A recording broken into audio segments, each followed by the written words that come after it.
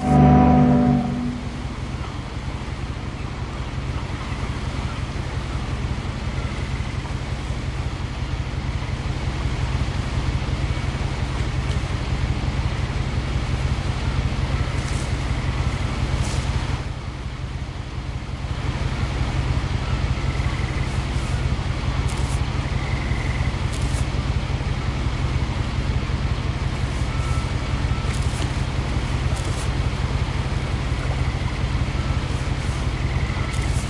lot of this isn't going to make sense to you, and I'm sorry about that.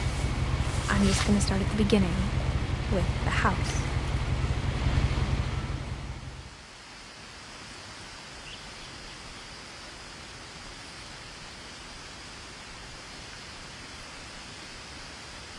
Someone had put up a chain link fence, but it looked like I wasn't the first person to hop it.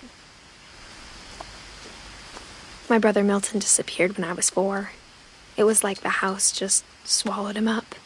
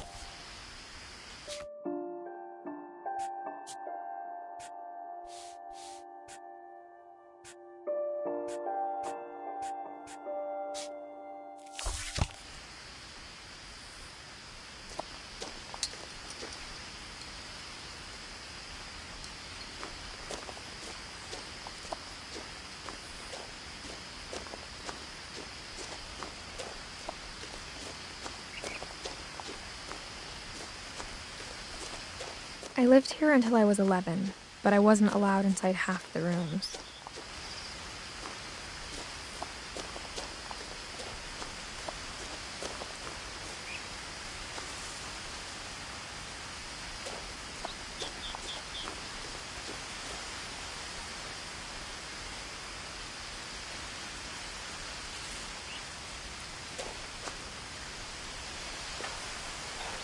Inside the mailbox were bills from 7 years ago, marked urgent, open immediately.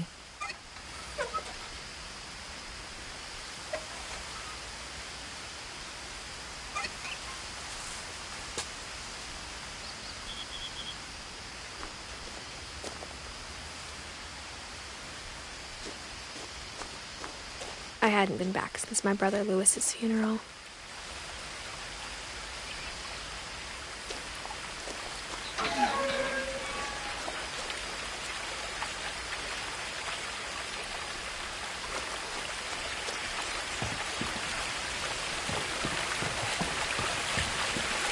In her will, my mother left me a key, but didn't tell me what it unlocked.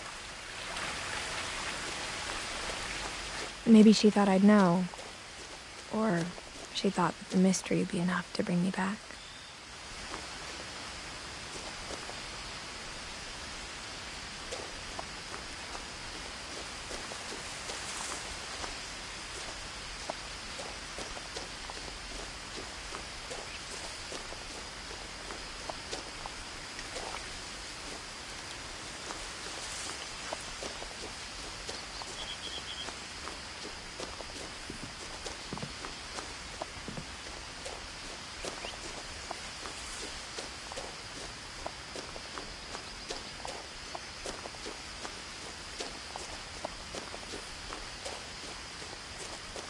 No one had driven this way in a long time, but I saw a few hoof prints.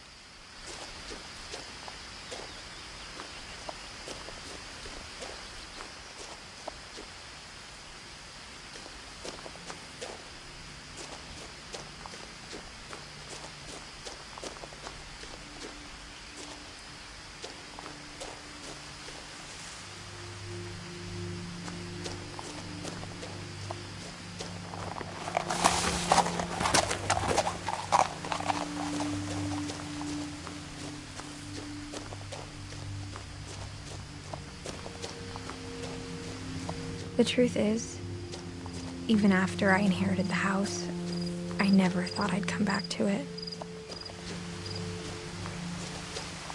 But now I had questions about my family that only the house knew the answers to.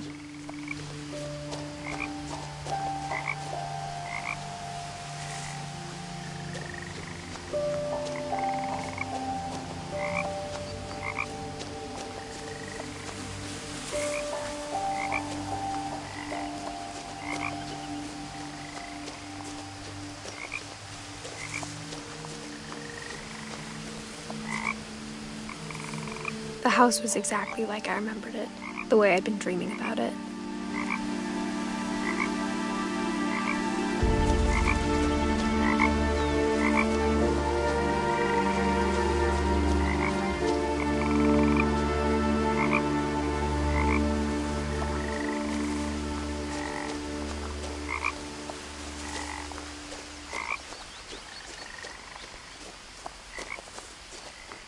The woods around the house have always been uncomfortably silent.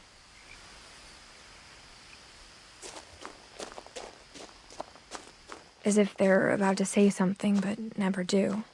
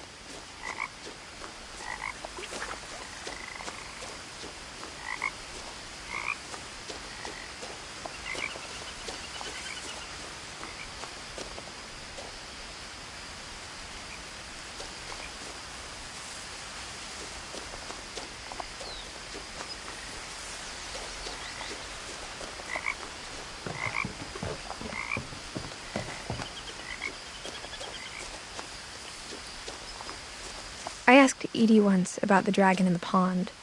She said it had killed her husband. I was 6. It seemed like an odd joke to me, even then.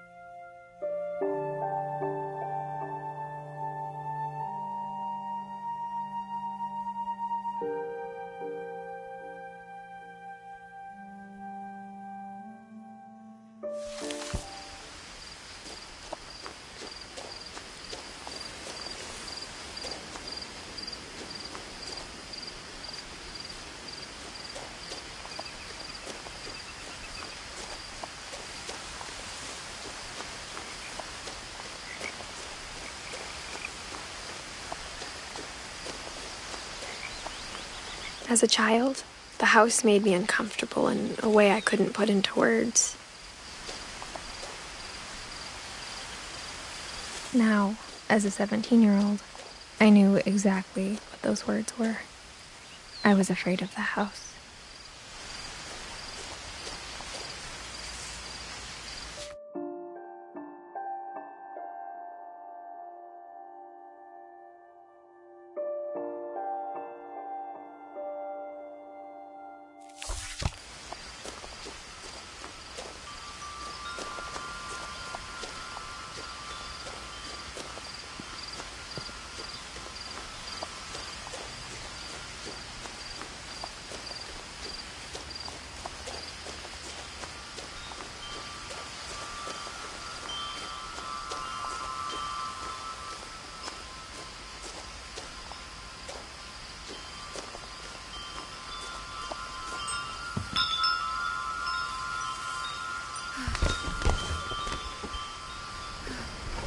Crawling through the doggy door used to be a lot easier when I was 11.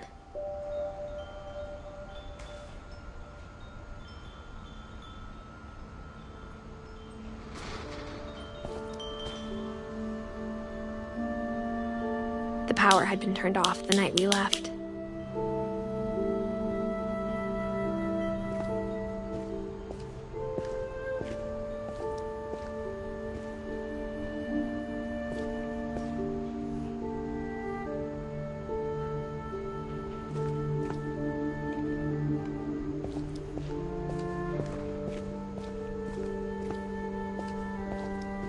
For the first time in years,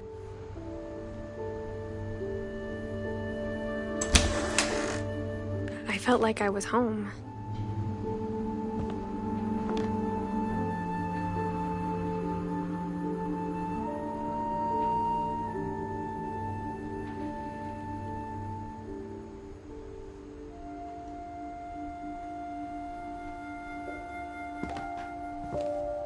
But instead of a family, there were just memories of one.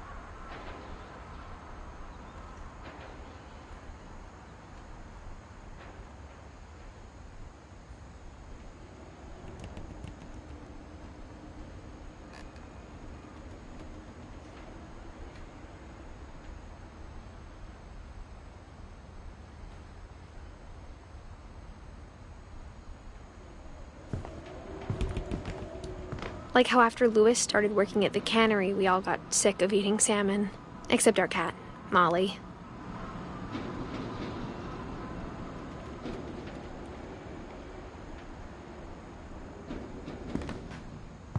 Or how only one restaurant would deliver to our house, so we had Chinese a lot.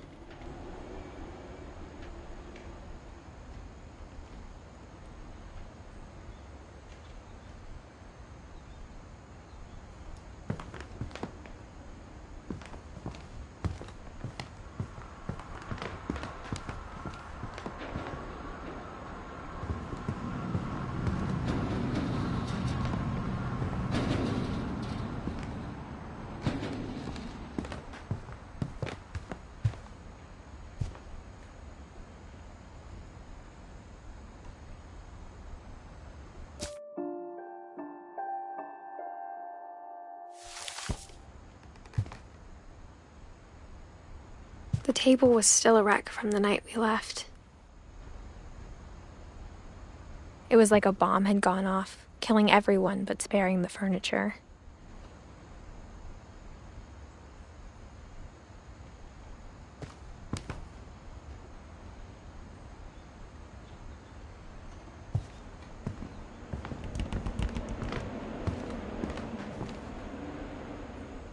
My mom was the only one of us who could imagine Great-Grandma Edie living in a nursing home.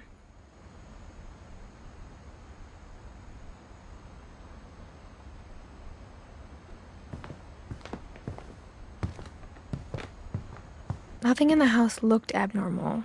There was just too much of it, like a smile with too many teeth.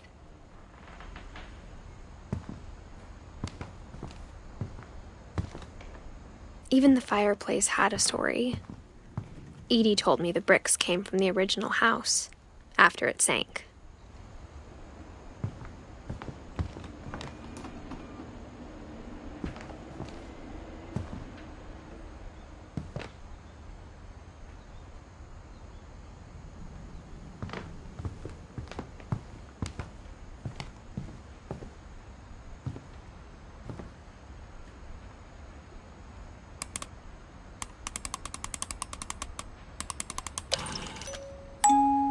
Great-Grandpa Sven built a music box for Barbara, along with the rest of the house.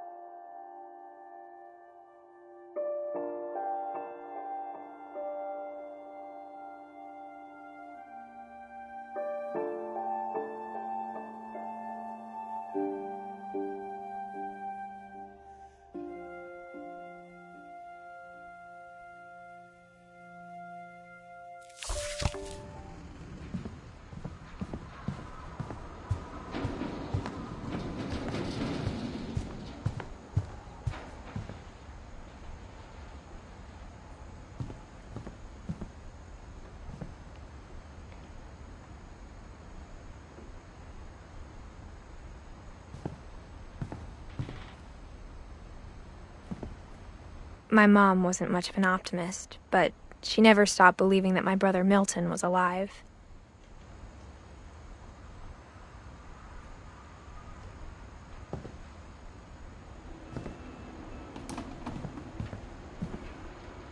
A lot of things got left behind in the whirlwind of that last night.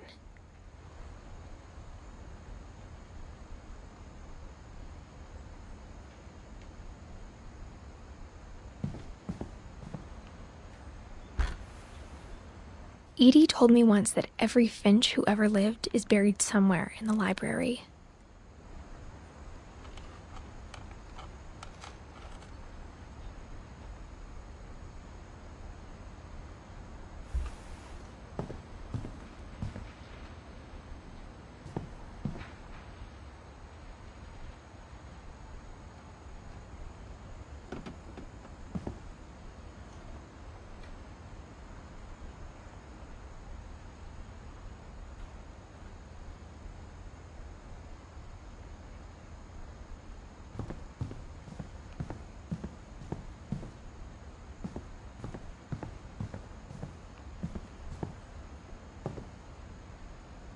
Mom always told me to stay out of the basement, so I wasn't too surprised when the key didn't fit.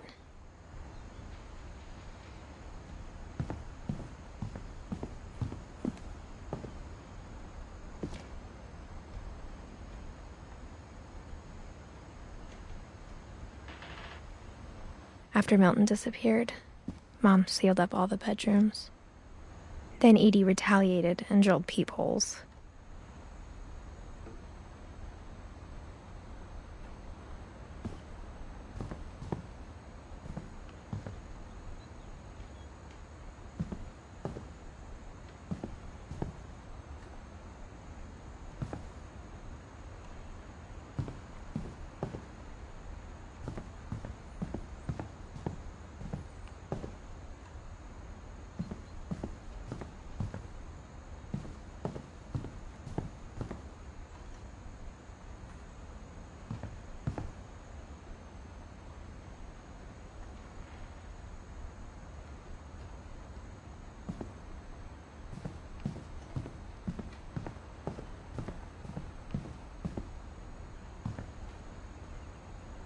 Whenever people ask me about my family, the first thing they always want to know about is Barbara.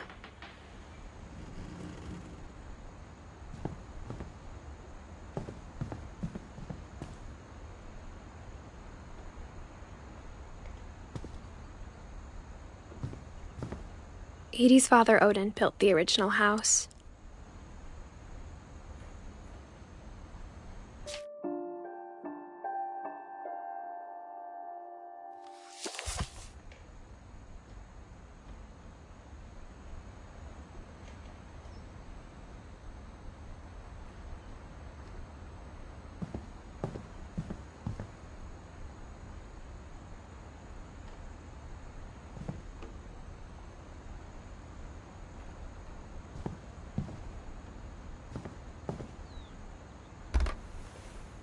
Barbara was a child star for 2 years, until America grew out of it.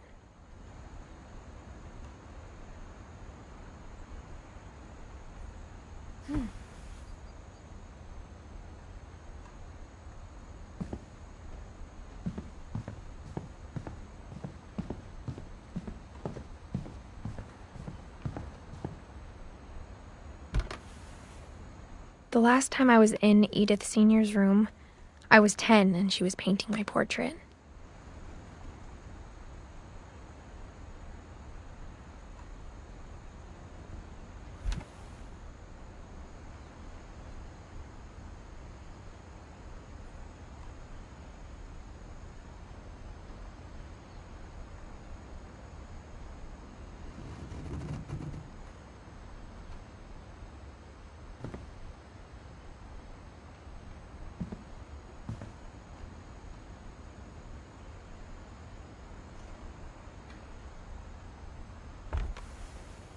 As a kid, I just assumed every house had peepholes and sealed rooms you weren't allowed inside of.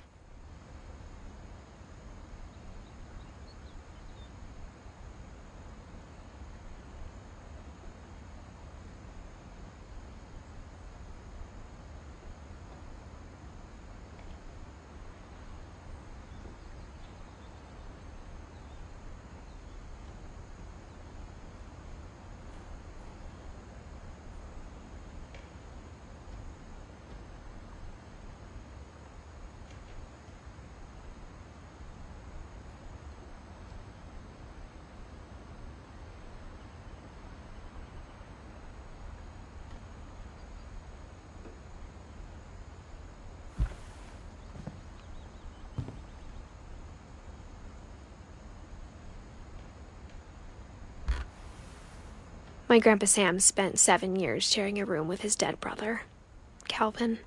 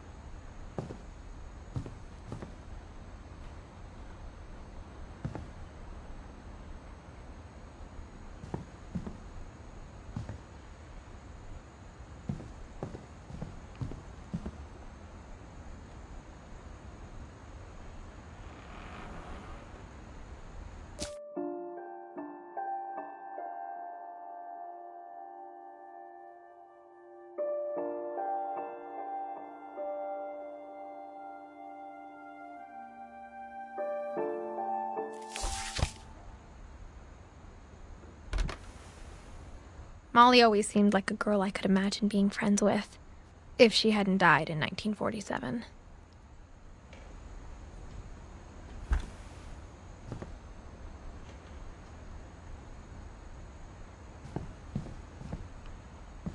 I spent a lot of time playing in Great Uncle Walter's room. I think my mom sometimes regretted not sealing it up.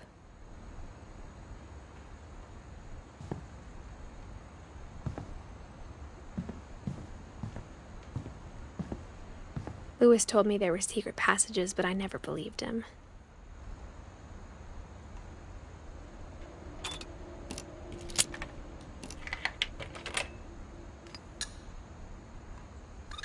Turns out, my mom was really good at keeping secrets. Now it was time to find out what my mom had been afraid of.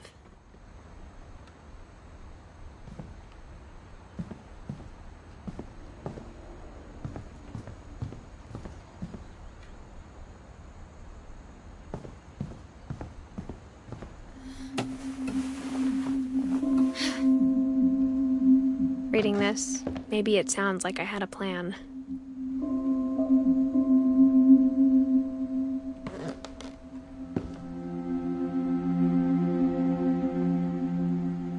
From the paintings on the wall, it was clear my brother Milton had been here before me.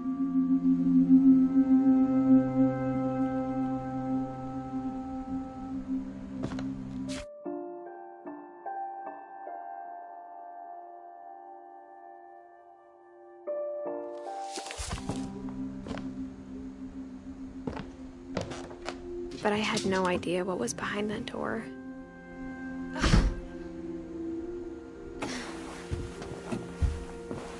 Just like I had no idea where all this was gonna lead.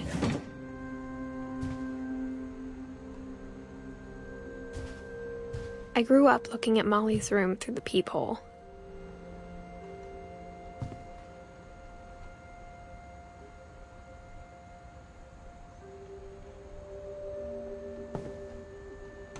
Molly's gerbil had a tiny bedroom with its own even tinier gerbil cage. Being inside for the first time, I felt like I'd stepped behind a painting.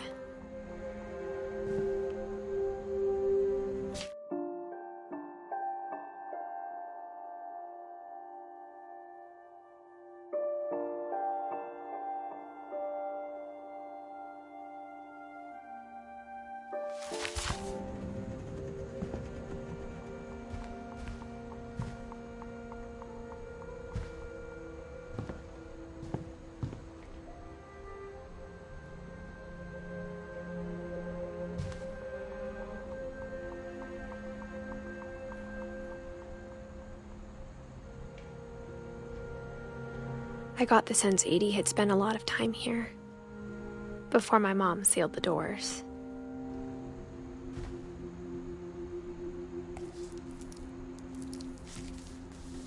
December 13th, 1947. Dear Diary, I'll be gone soon, but I wanted to tell somebody about what's gonna happen. It started when Mom sent me to bed without dinner.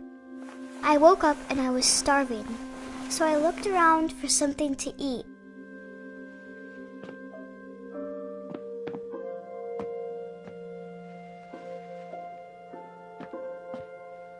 My Halloween candy was all gone. The gerbil food was dry, but I didn't mind it.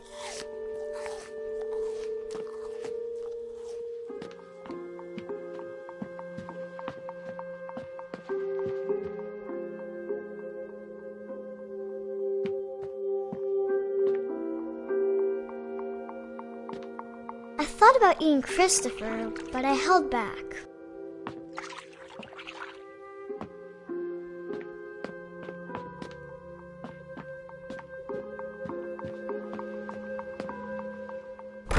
Mom, can I come out now? Sweetheart, it's late. Go to sleep.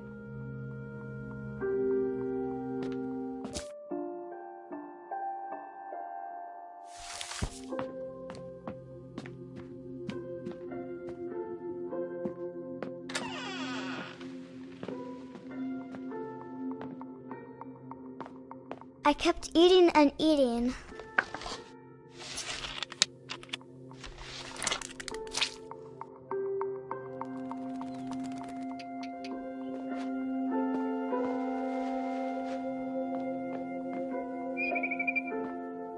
I ate a lot of things that night.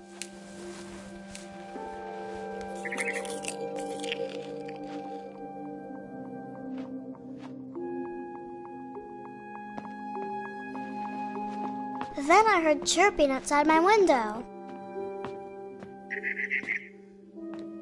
It was a barn swallow going back to her nest. I reached out for her.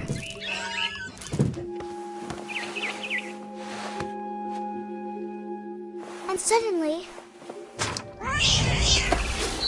I was a cat. I tried to be quiet, but the bird was really scared.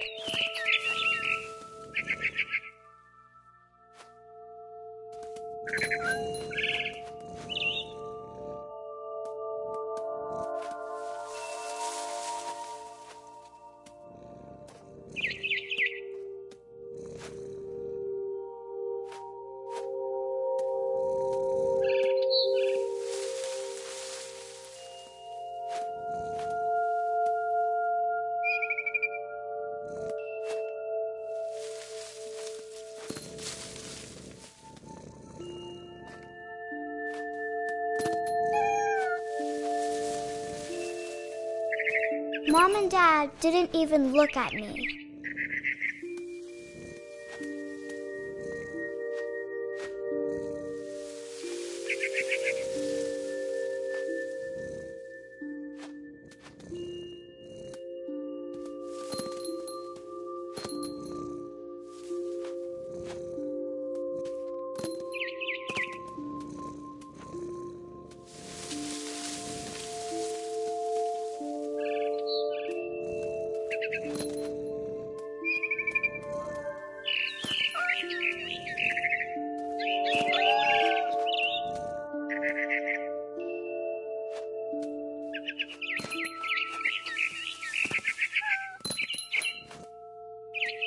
The babies were all gone.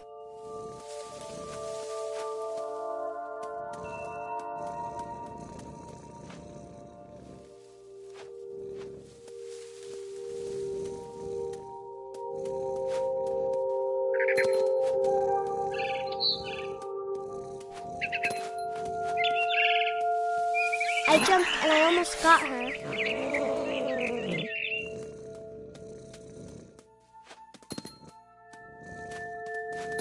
I could tell she was getting really tired. Now I was up in the big tree. I promised Dad I wouldn't climb it anymore. All I cared about was eating that mama bird.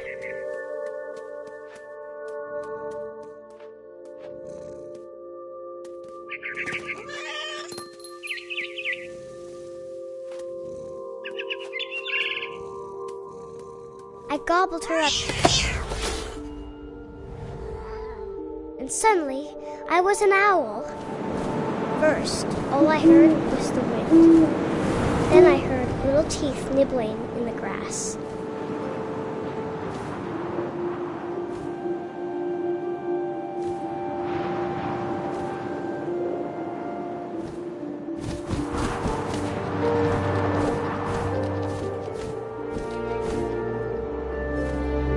Rabbits.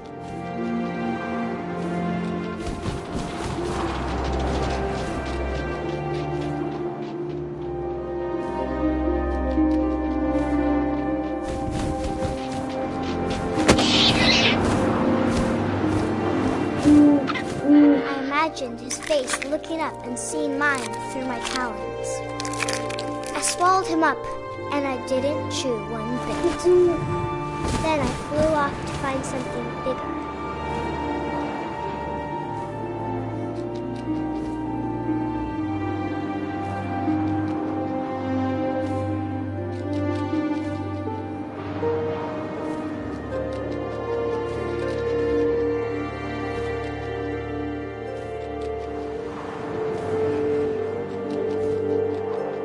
A mama rabbit.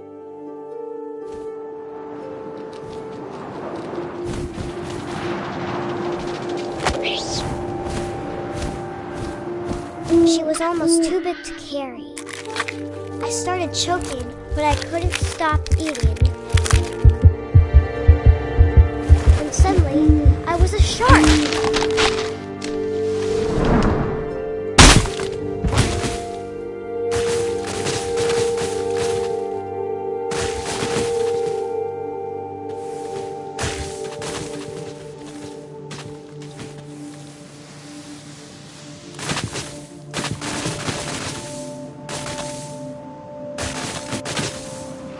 I rolled off a cliff and into the ocean. Now, I was hungrier than ever.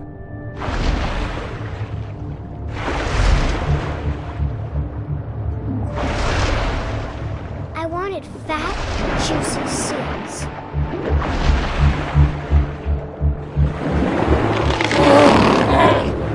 I tore off her flipper, and it tasted really good.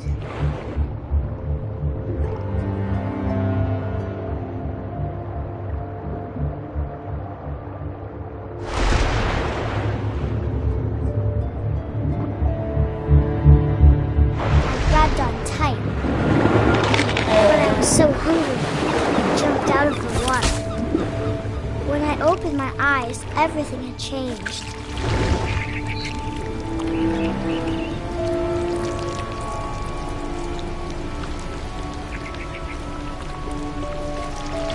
Now I was a monster, and I smelled people everywhere.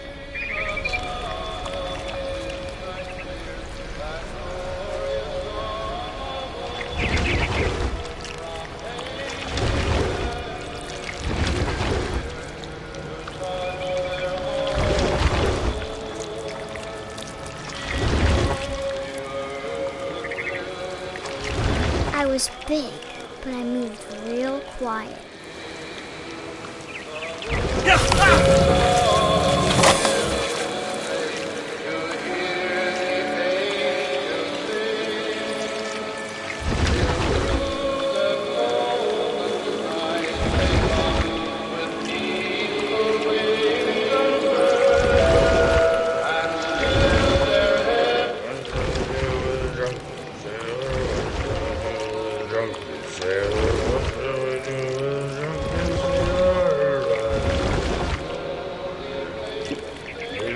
Belly with a rusty razor, his belly with a rusty razor, his belly with a rusty razor.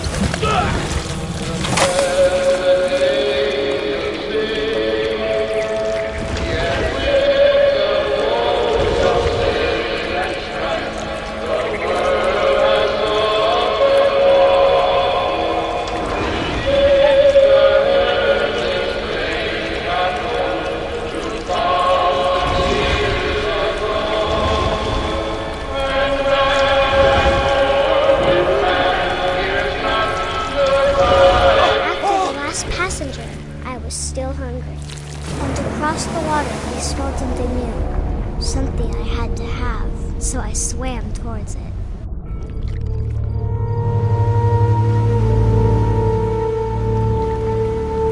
I slithered onto the sand, and the good smell went into an old pipe.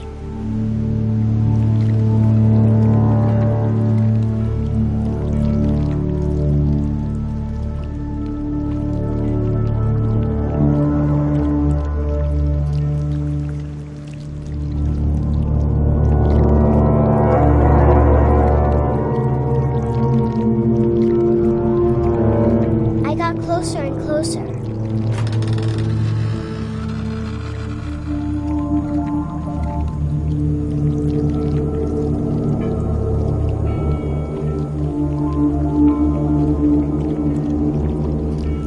All my stomach started growling.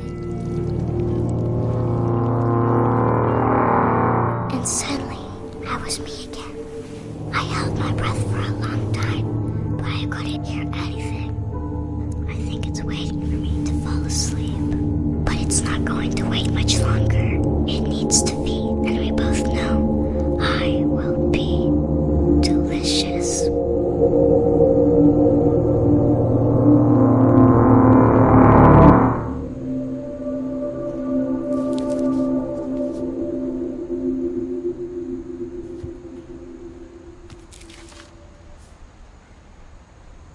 I'm not sure if I believed all of that, but I'm sure Edie would have.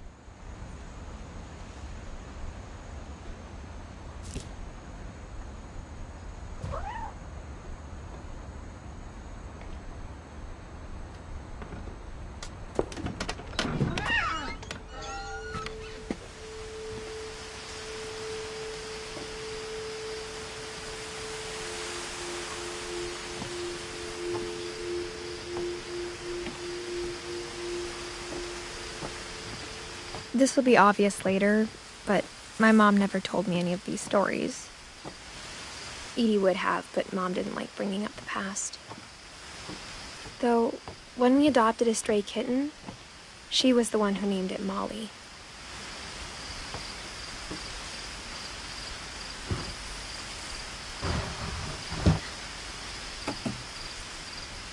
I spent a lot of time in Great-Grandma Edie's room.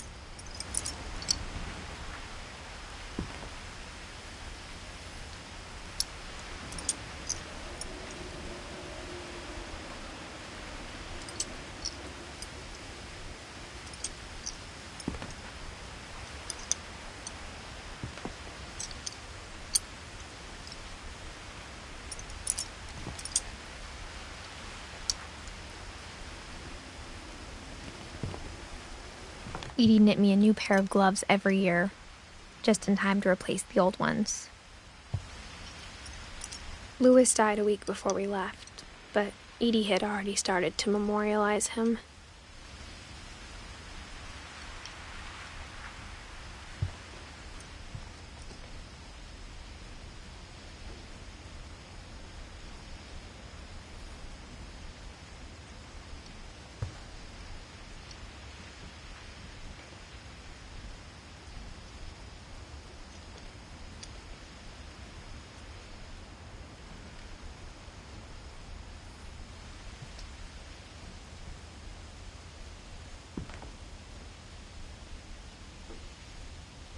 Her room was like a museum.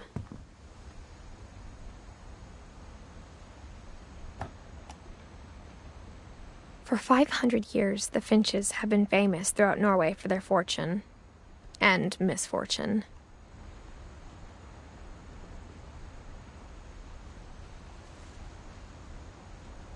Odin Finch buries the latest victims of the family curse, his wife Ingeborg and their newborn son, Johan.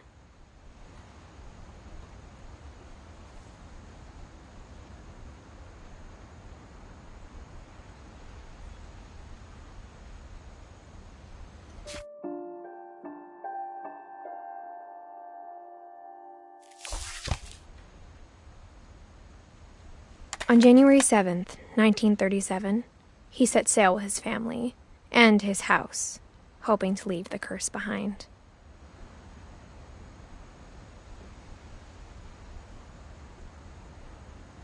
But 40-foot waves off the coast of Washington send the house and Odin to the bottom of the sea. Odin's daughter Edie, with husband Sven and baby Molly, step ashore on their new home, Orcas Island.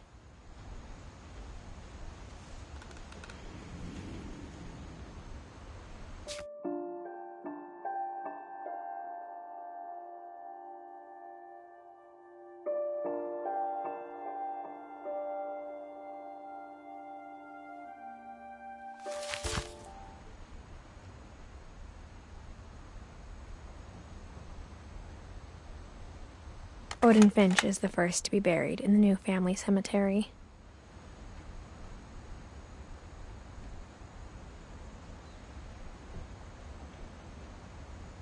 His daughter Edie is already dreaming of a new Finch house.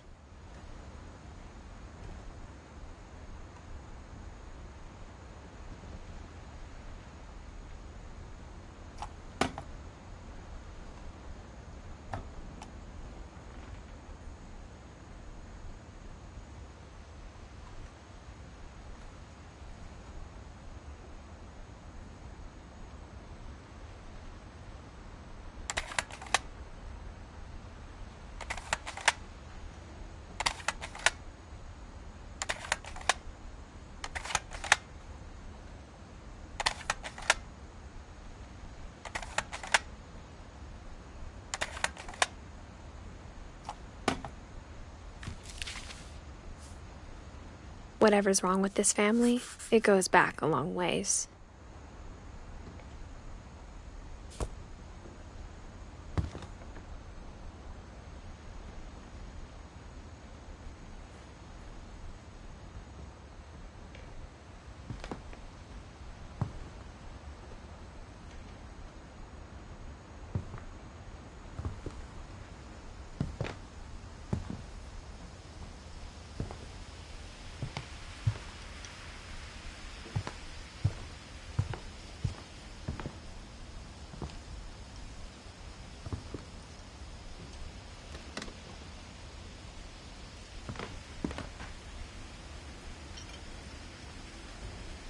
One summer, they evacuated the island, but Edie refused to go. For a few weeks, she was a celebrity.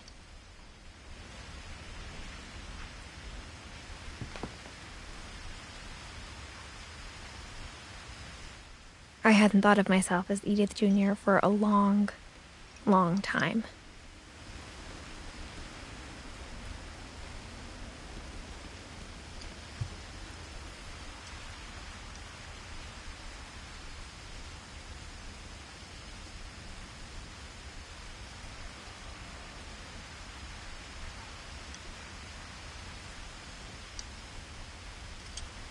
Edie gave a big interview about a mole man living under the Finch house. My mom was furious.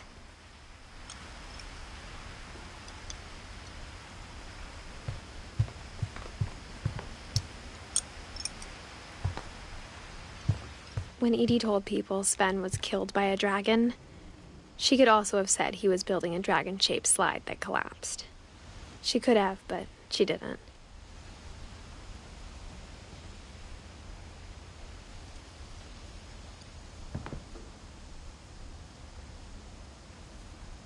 Even in her 90s, sometimes Edie seemed a lot younger than my mother.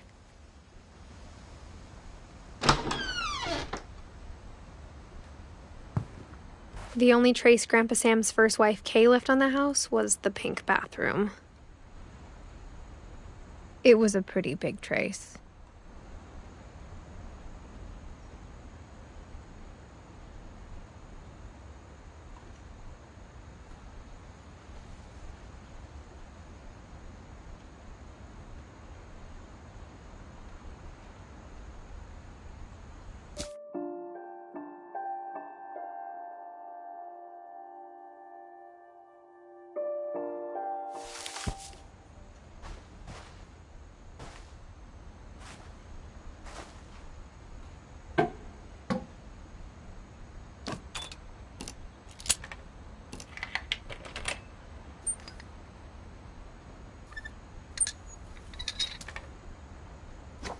There's a secret in this bathroom.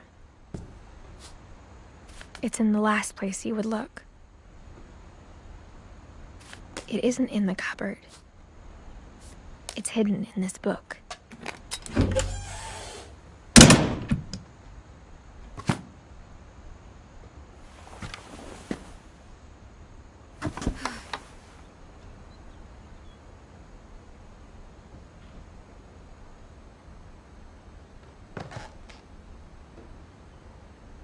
Sven gave Sam an old camera he'd refurbished.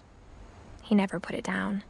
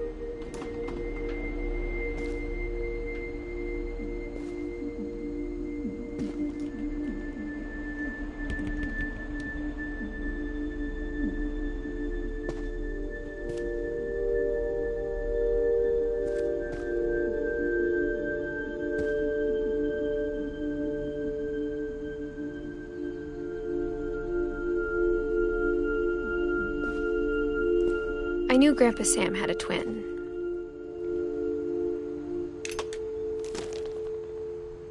And that he never talked about him.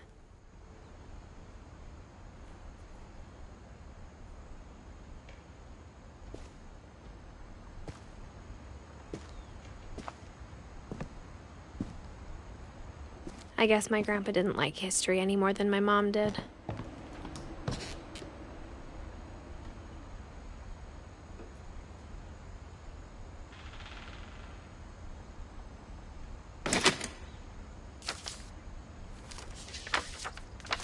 How I Want to Remember My Brother by Sam Finch.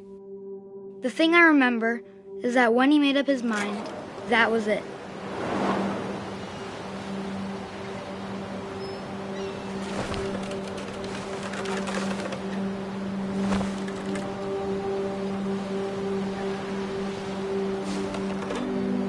My brother said he'd die before he ate another mushroom, and he did.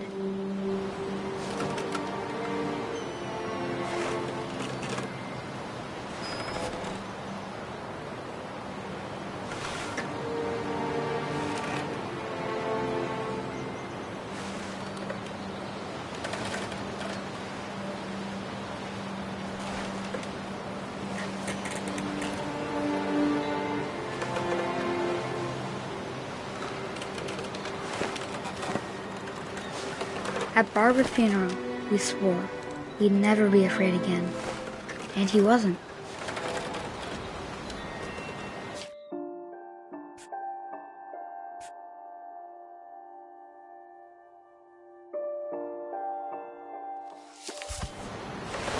I think Calvin always wanted to fly. Sam, come in. Dinner's ready. Coming. But that day, he finally made up his mind to do it. I told him going around was impossible. Maybe if I hadn't said that,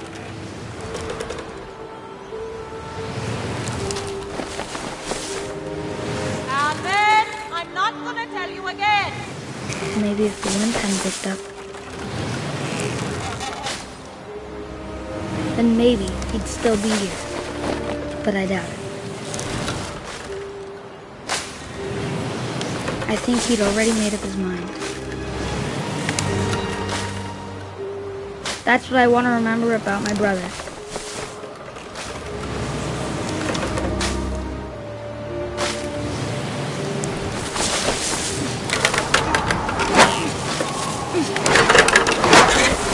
The day he made up his mind to fly. And he did.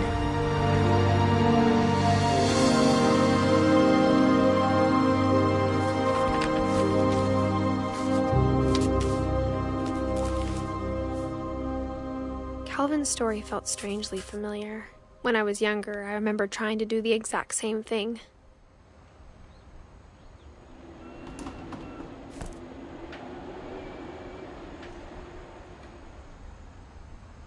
After the funeral, Edie roped off Calvin's half of the room.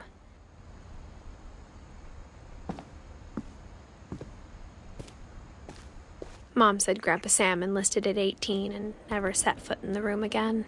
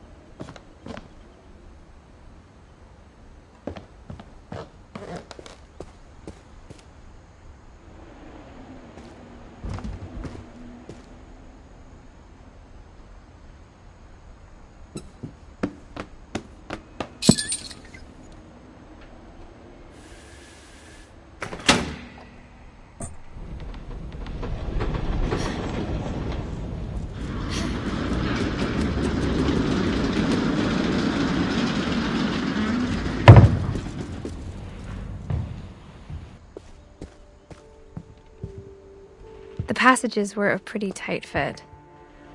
They'd obviously been built for smaller hands and bellies.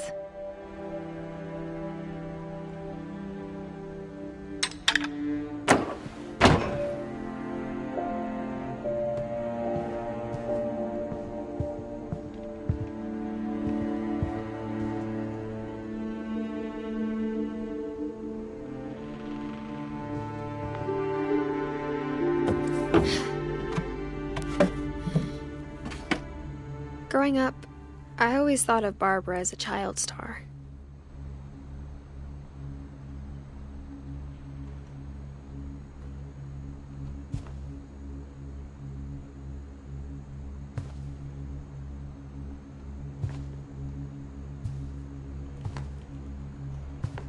I never thought about how hard it must have been for her afterwards.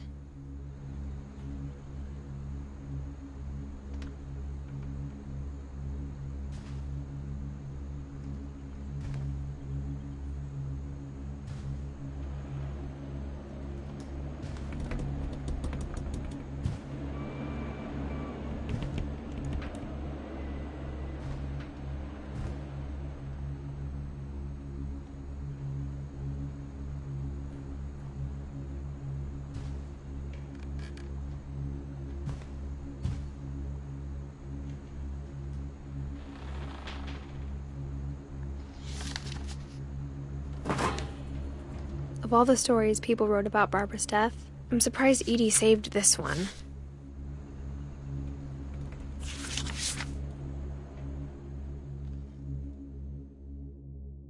Old Jack here with another ghastly tale inspired by America's most unfortunate family.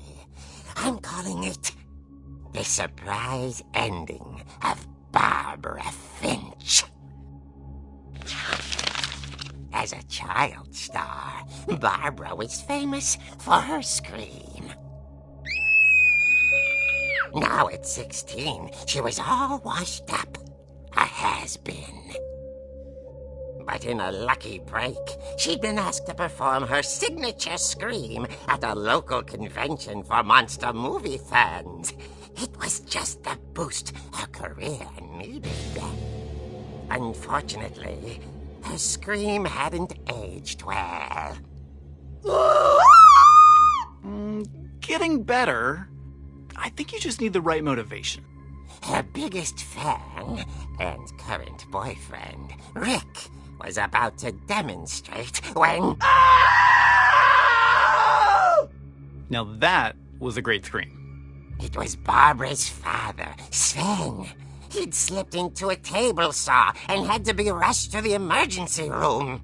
So Barbara got stuck babysitting her youngest brother, Walter. Her convention comeback was cancelled. Okay, I'm hearing frustration, but I'm not hearing terror. What if I tried... A gang of hoodlums in Halloween masks have been terrorizing Orcas Island tonight. Police are urging residents to... That came from the basement. You're right! Also, I loved your delivery on that. Why is your basement door locked? Because my dad likes making puzzles and secret passages. There's a key hidden in the music box. The secret is to keep winding and winding until finally the key pops out. Thanks, babe. I'll be back in a sec. 20 minutes later, Rick hadn't returned. So Barbara went to look for him, right on cue. She reached for the music box. And as she wound the key, she listened for Rick, but the house was silent.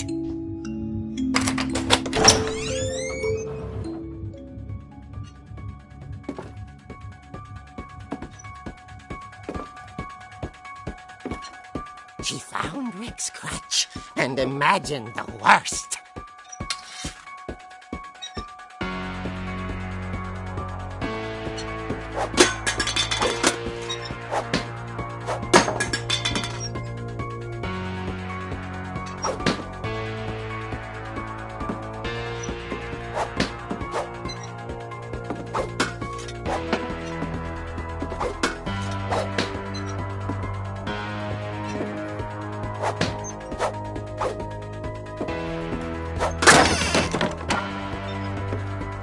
Leader is the infamous Hookman killer, Dr. Carl Hamill, who impaled and then ate his family 10 years ago tonight.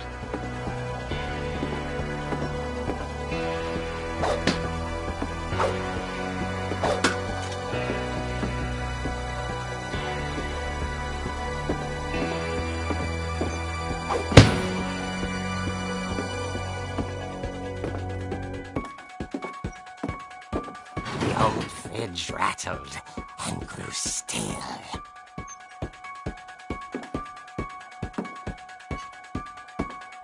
Oh, dear! Oh! Rick?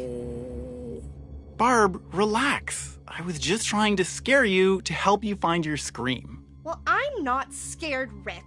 I'm furious. Then act furious.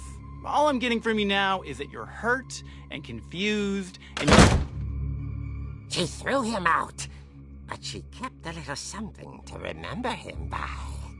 Barb, have you seen my other crutch? And she was still holding it when she fell asleep watching the late picture show. Hours later... Barbara! Walter, what's going on up there? Ah! Okay, I'm coming up, but if this is a trick, you're dead, Walter.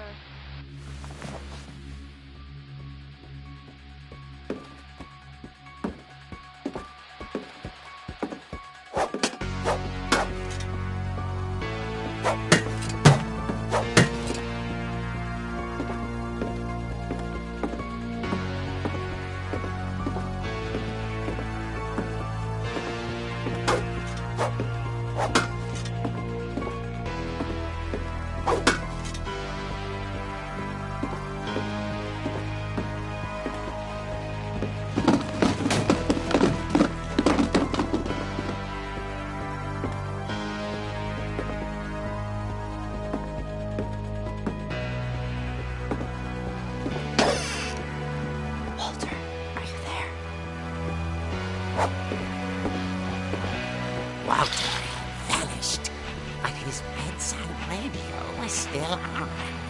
Orcas Island police describe the man as 6 feet tall, with a steel hook for a hand. Residents are urged to lock all doors and windows and notify the police of any suspicious activity.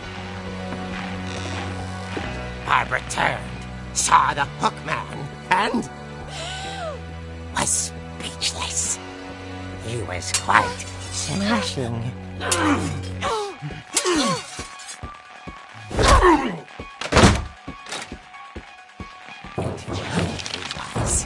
He couldn't get enough of Barbara.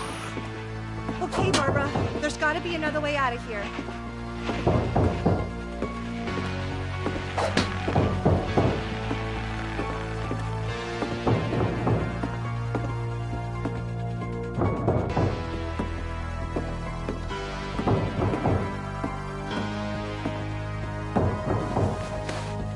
That night, she played her part beautifully.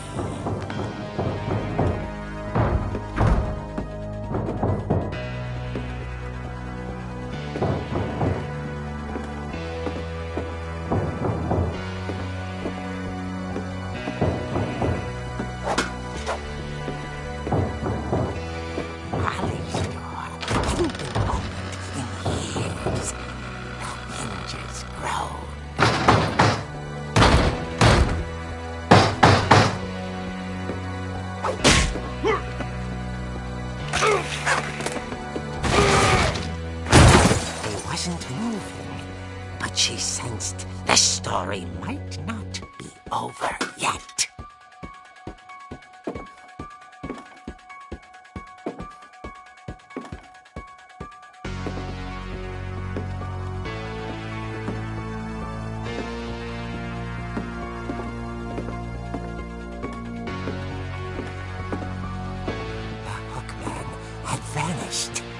She listened for his breathing, but all she heard was...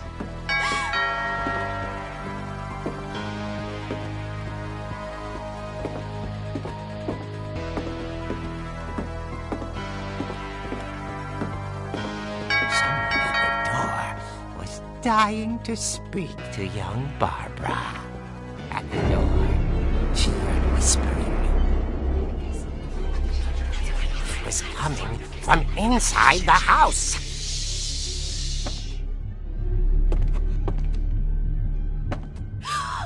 Oh dear. Surprise! Bravo, Barbara! You were wonderful. The monsters had come to surprise her. For Barbara, it was a dream come true. Then she saw what kind of monsters they were, and she realized what was about to happen. She was going to be famous. And with her final breath, Barbara Finch gave the performance of her life.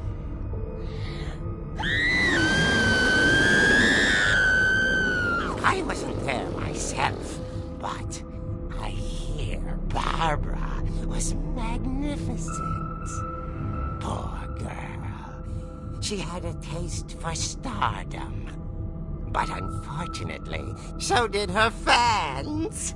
Of course, the police blamed it all on poor Rick, who disappeared the same night.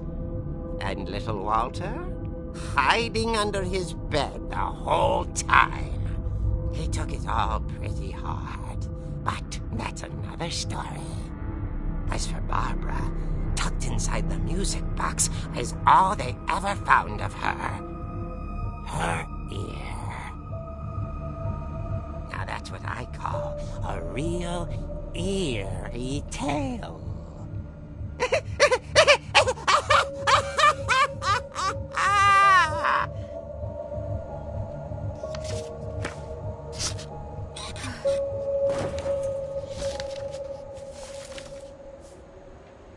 Edie told me all Barbara wanted was to be remembered, as absurd as that comic was.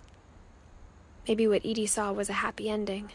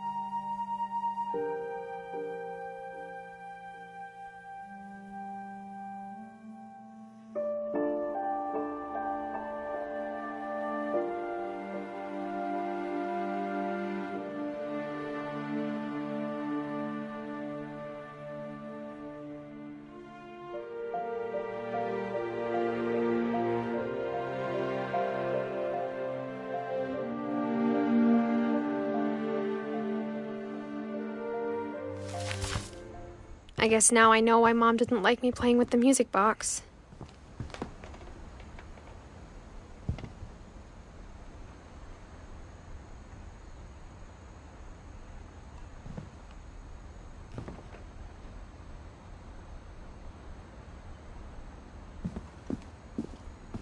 Mom must have locked the third floor stairs on the night we left.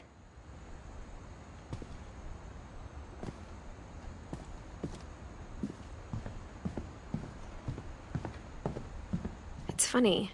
All those times I played with the music box and never found the basement key.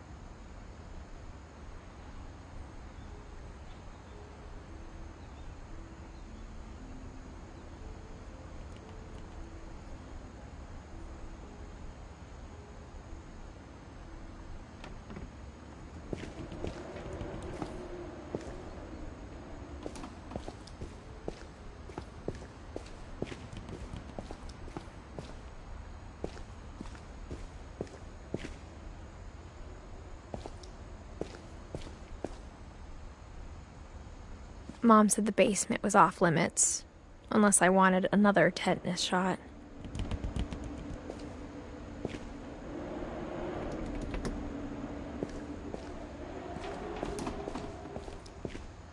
I saw Edie sneak down to the basement once, carrying packages.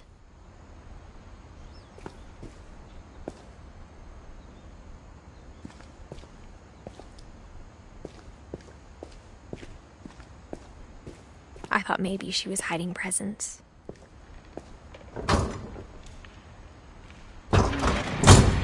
It turned out she was hiding a lot more than that.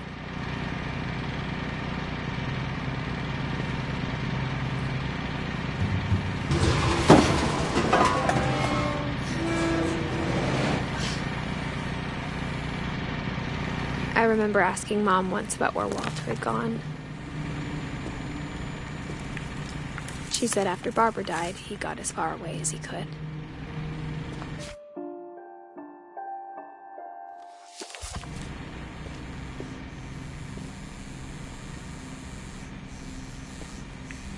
If there's a pattern in all these stories,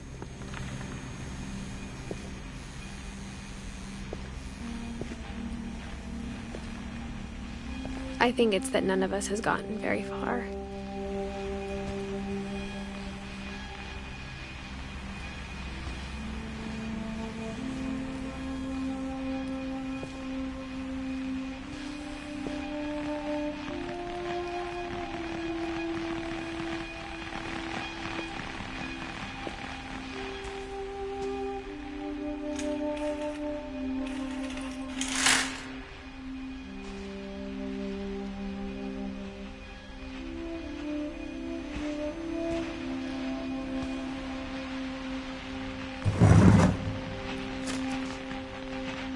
Goodbye, everyone.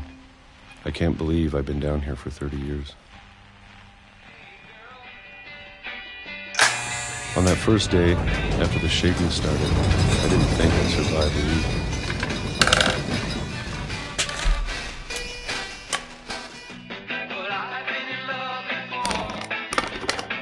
But after a few days, I settled into a routine. That's what kept me sane. Having a schedule I'm living for today. I always expected to be dead tomorrow. But if you wait long enough, you get used to anything.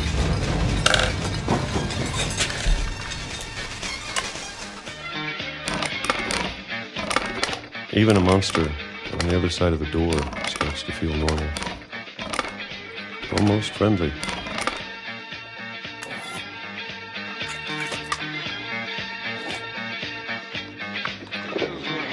And then one day, everything just stopped.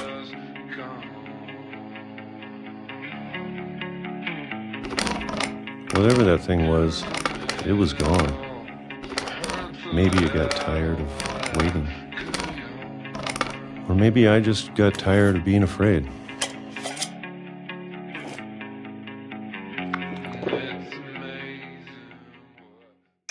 It's been a week now, the longest in 30 years. I'm done waiting. I have to leave. Well, I still can.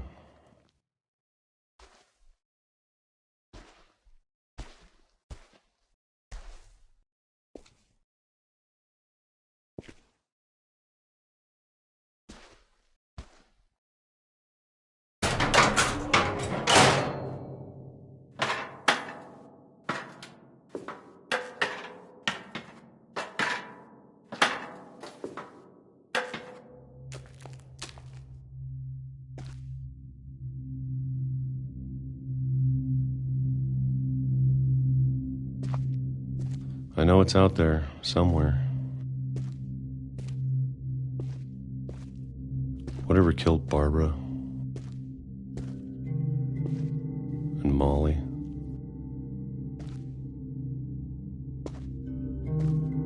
and Calvin.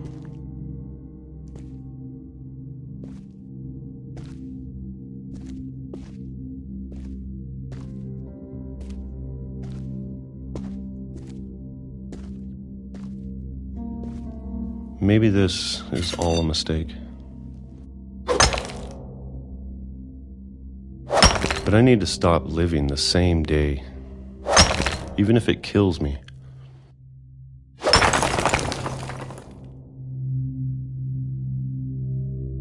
Whatever's out there, I want you to know I'm ready for it. I'm going to appreciate all of it, especially the food. I don't mind if I only have a year left. Or a month. Or a single week. I'd be happy with one new day. I can already imagine the sun on my face.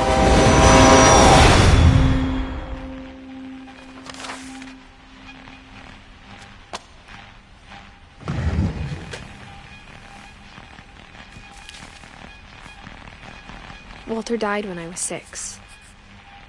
I can't believe my mom never told me he was down here.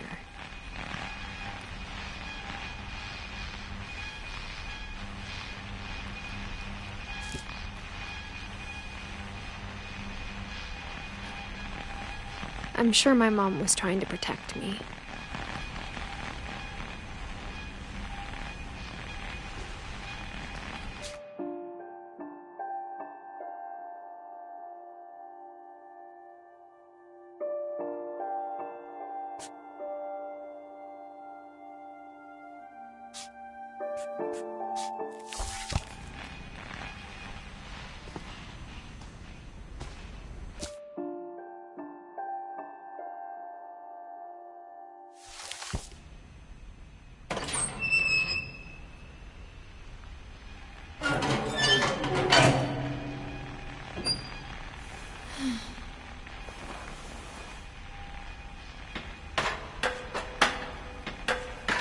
Maybe she was afraid I'd end up like Walter. But if she never told me about an uncle under the house, I can only imagine what else she was hiding.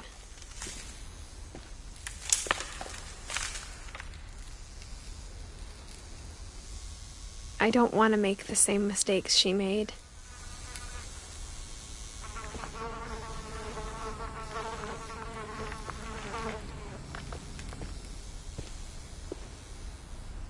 Trying to bury something that's still alive. Now that there's only one of us left, or maybe two,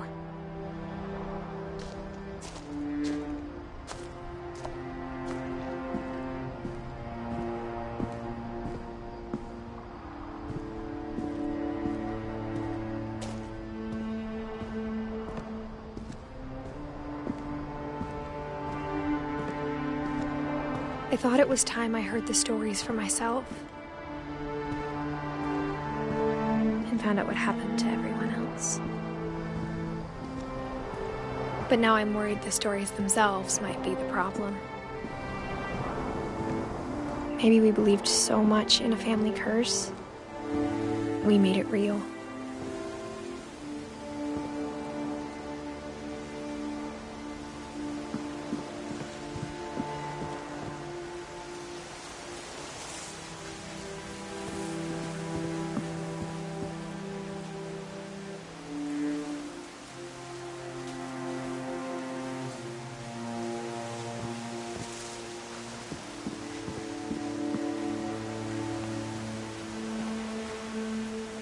I don't know if I should even be writing this.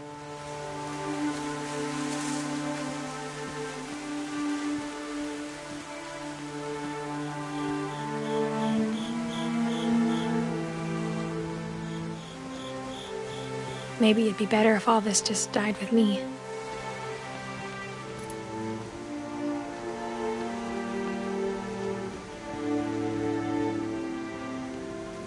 But I thought you should know about your family.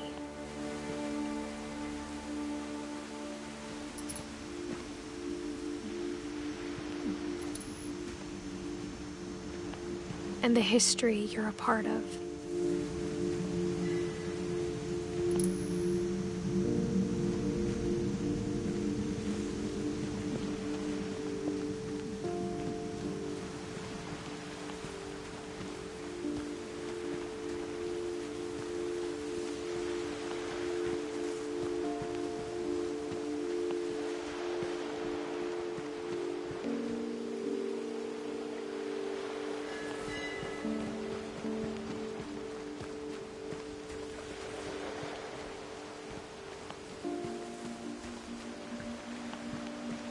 Though to be honest, I feel as lost as you probably do right now.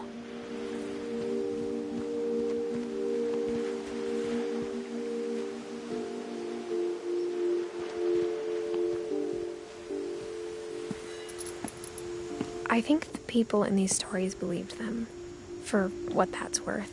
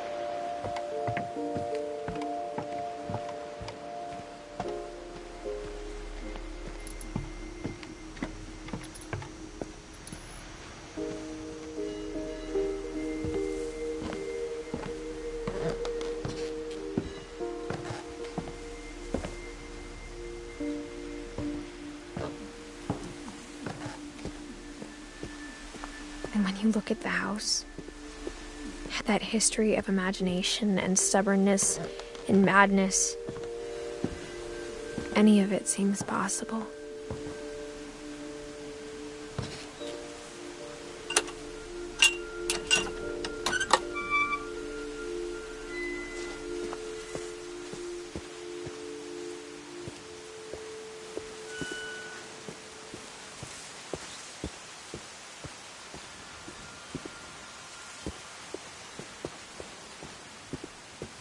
I think we've been surrounded by death for so long, we've just gotten used to it. What kind of family finishes building a cemetery before starting the house?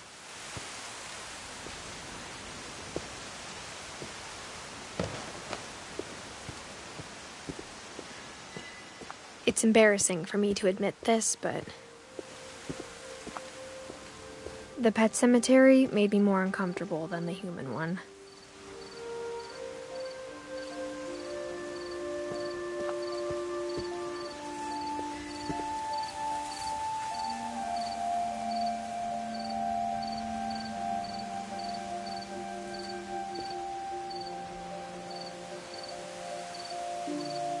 Three of the gerbils were mine, and 2 had been my fault.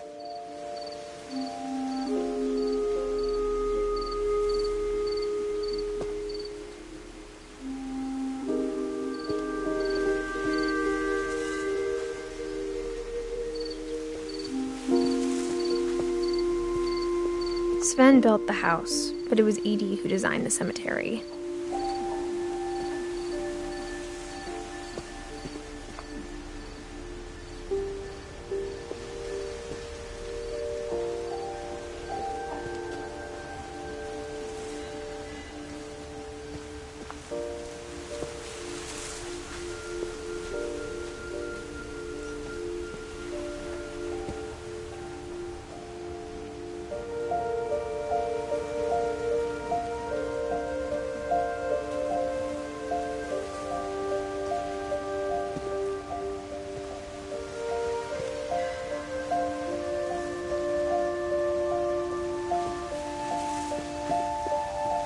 I'm sure Odin's monument had been Edie's idea.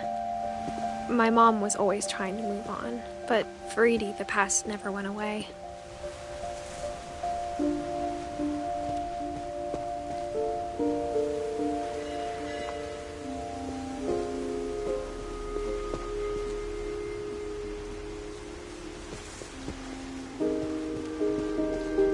She could see it poking out of the water at low tide.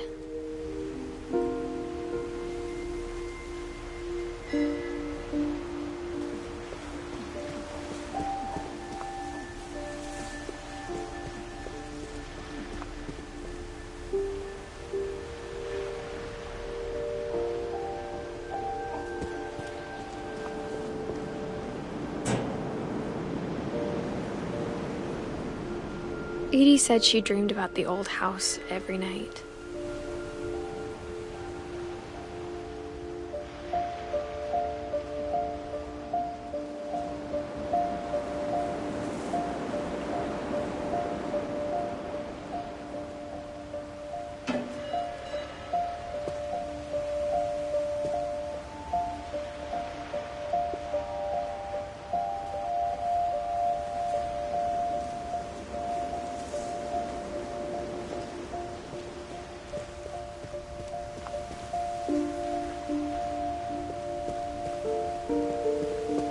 Edie's side was always easier for me to understand. But the older I get, the more I can see where my mom was coming from. Her dad had been pretty strict, but it wasn't enough to save her brothers. She was just trying to do better.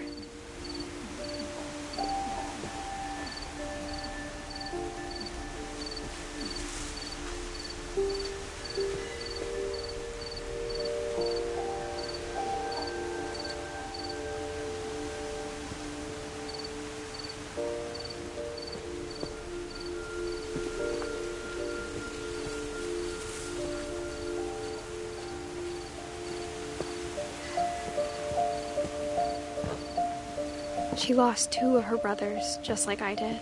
I get why she tried so hard to protect us.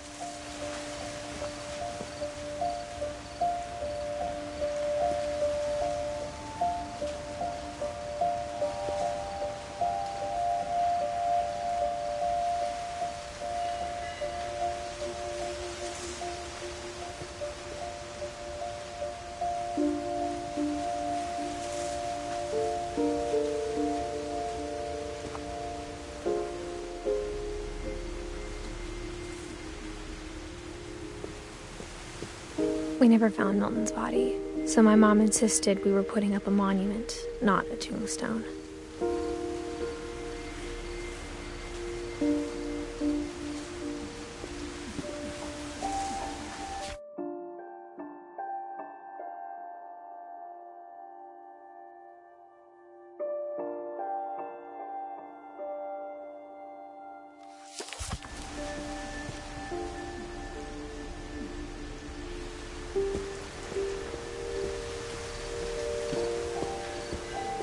There's so many things I wish I could ask my mom now. Part of me thinks this is what she wanted all along. For me to come back someday and find everything out for myself.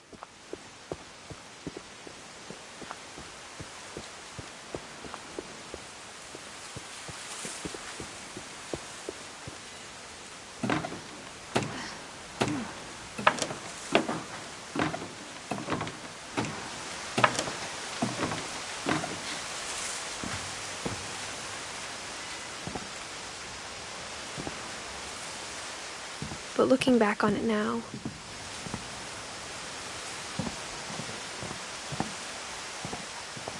if she told me there was going to be so much climbing,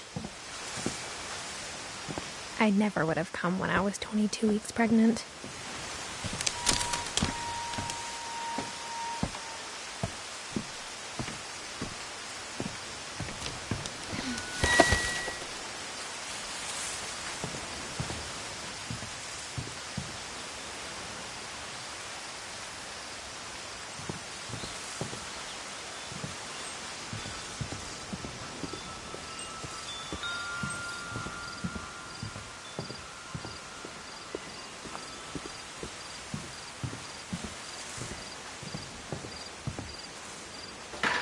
I never met Grandpa Sam, but I think he and my mom had a lot in common.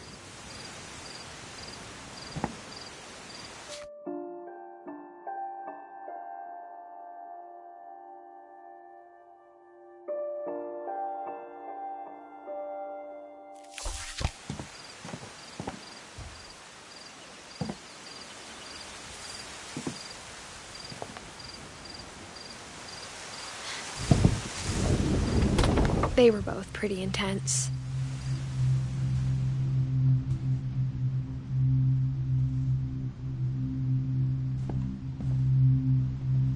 Sam spent his life shooting photos, but Mom said he got nervous being in front of the camera.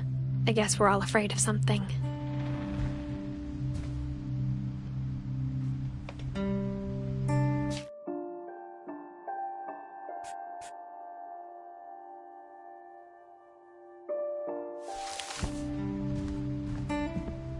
Instead of hiding from death, Sam seemed to go out of his way to meet it.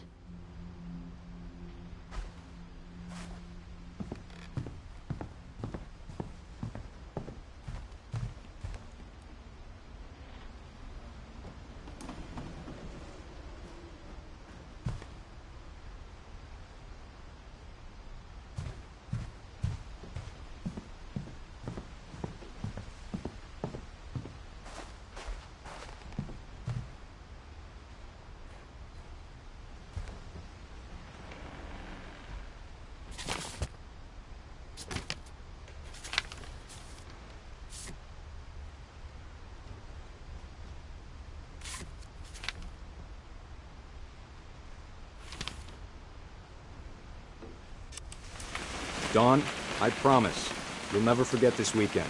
Yes, sir. These memories are gonna last a lifetime. Am I gonna have to shoot anything? It's a hunting trip, Dawn. Shooting is strongly encouraged. What? Perfect. It's gonna rain the whole weekend, isn't it?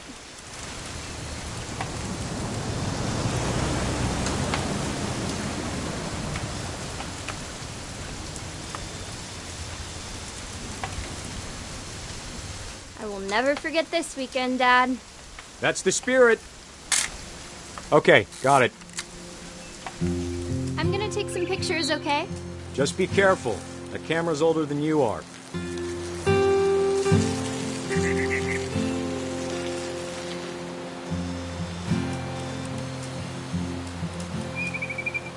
You're right, Dad. It's starting to clear up. Still freezing, though.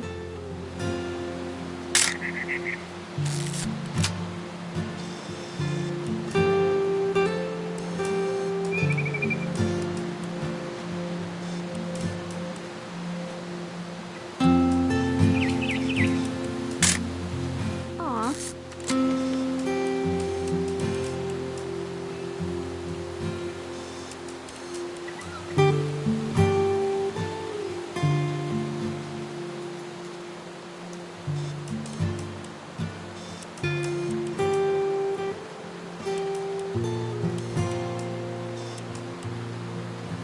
Definitely should not have drunk all that coffee.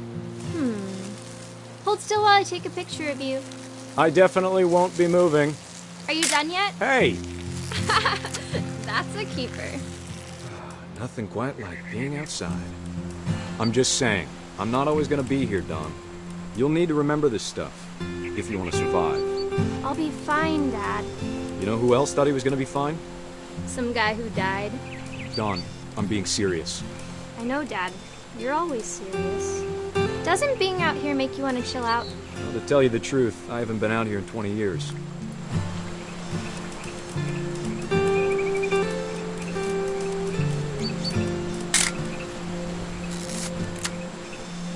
Last time I was with my brother Calvin. Man, that was a great trip. Your grandpa Sven taught us how to fish, how to build a fire. Dad! Good eyes, Dawn. Before you take the shot, let me get a picture of you.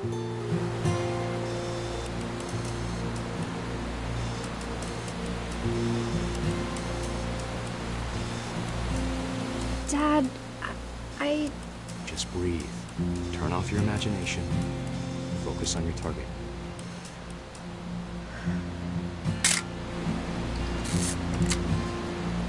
Let me get behind you. Do I have to do this? Dawn, you don't have to do anything. But if you want to survive, you'll need to be strong. Great shot, Dawn!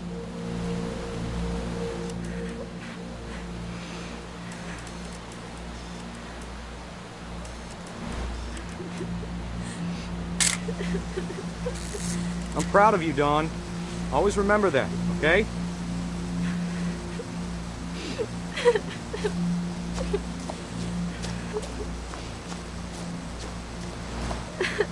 Sorry, Dawn. Just gotta reset the timer.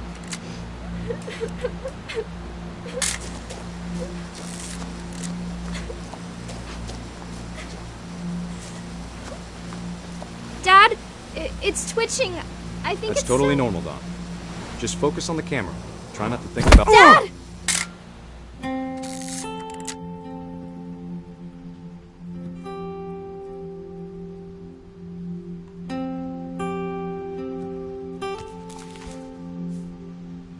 Of all these stories, that's the one I wish most that my mom had told me.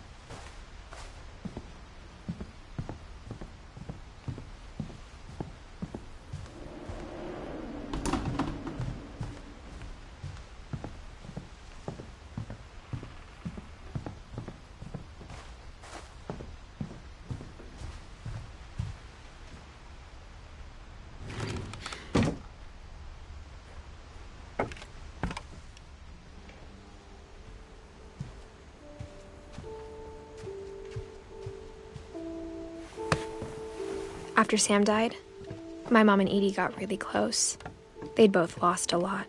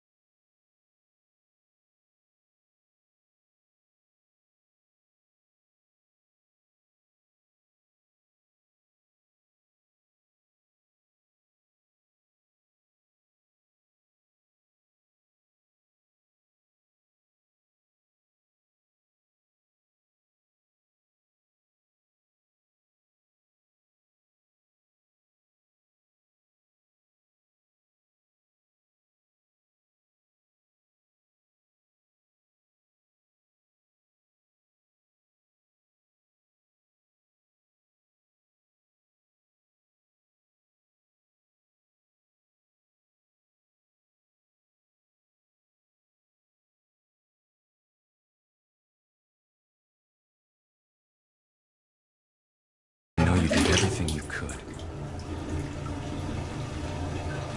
Maybe if I hadn't called that night. Damn it. Hold on, I don't want Gregory to hear this. I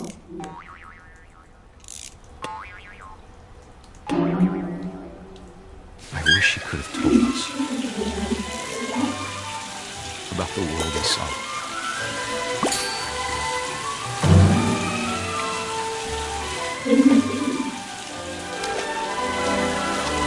There's so much I don't understand about Gregory. About everything.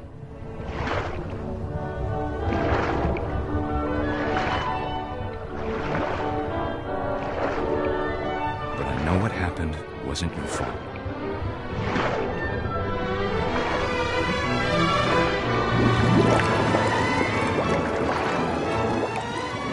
I'm sure he's happy. And he'd want you to be happy too. Good luck, Kay. Love, Sam.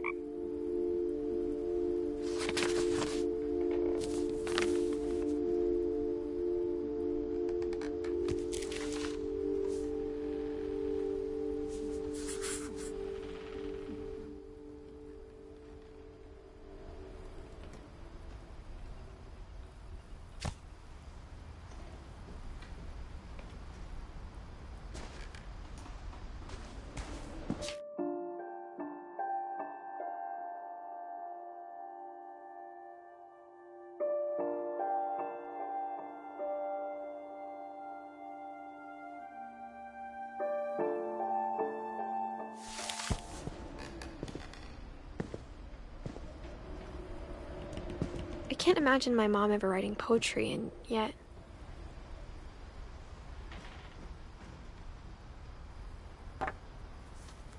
A poem for Gus, who always said the wedding was a bad idea. Our father never hit us kids, at least not very hard, before the day my brother said with teenage disregard that he'd be dead before he'd see a wedding in our yard.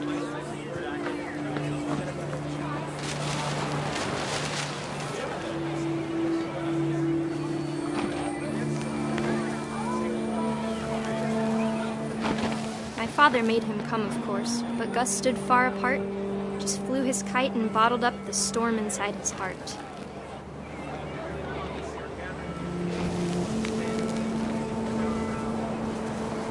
I tried to talk him out of it, but though he'd never met her, "We don't need a stepmom," were the words that I now pronounce you husband and wife. You may kiss the bride.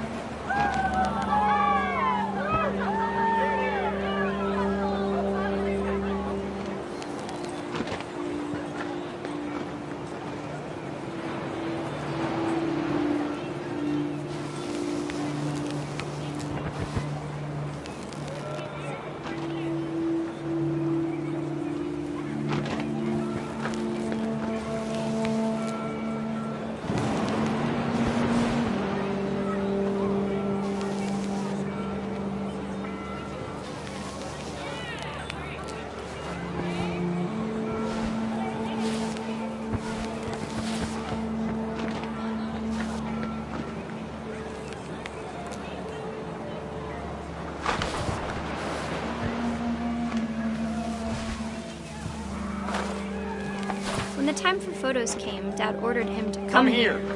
But Gus declined, and as a sign held up his middle finger.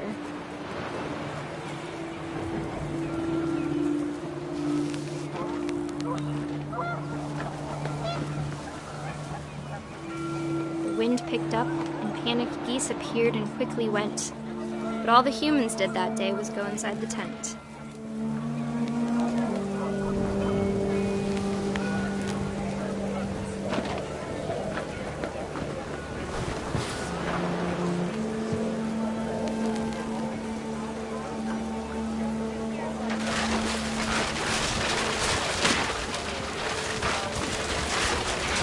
The rain came down in buckets then, but no one seemed afraid that nature might destroy the tent our dad had crudely made.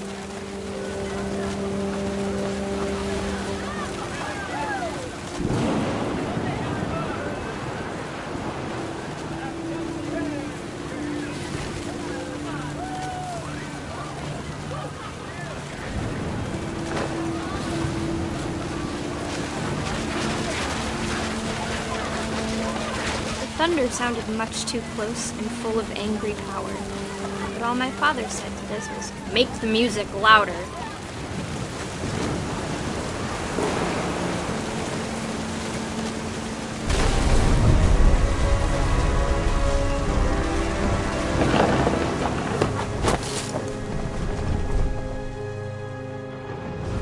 I wish that I could truly say I thought about you on that day. Out there on the beach alone, just you, the wind, the sea, and foam. But I didn't, until we found you.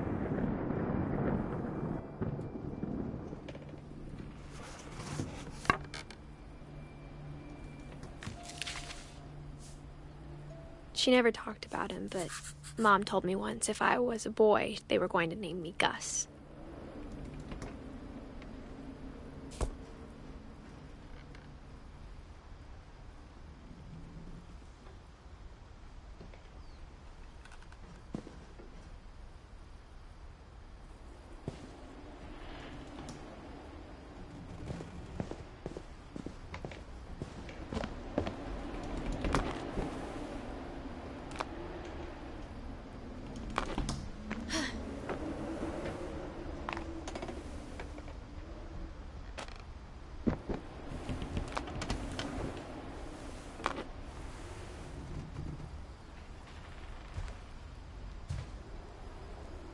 Religion was another thing my mom never talked about, but I think it helped her a lot after her dad died.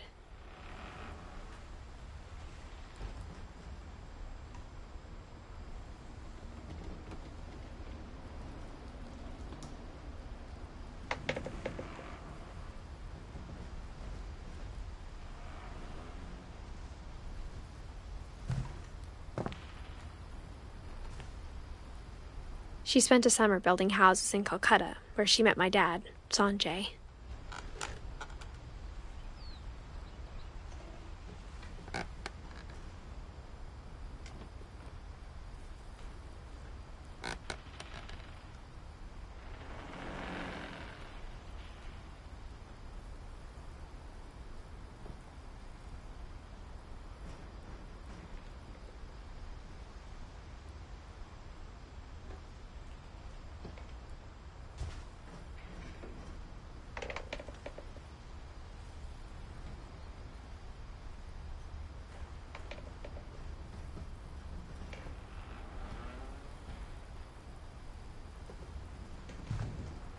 My mom moved to India a week after graduation and got a job teaching English. Louis was born a year later.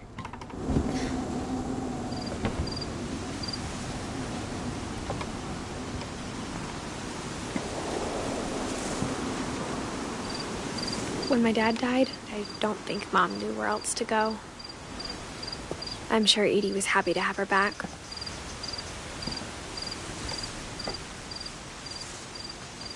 And to see kids in the house again.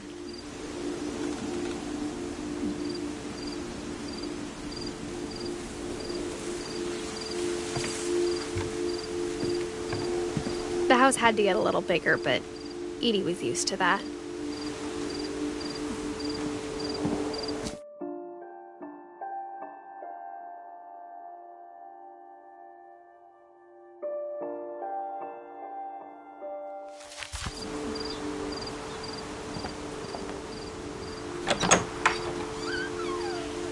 And for a while, things were good.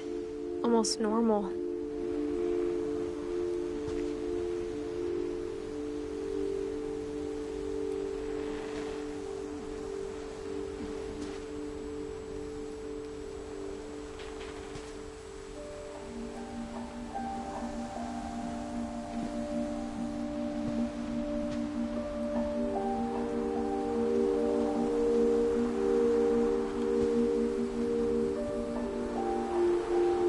But it didn't last.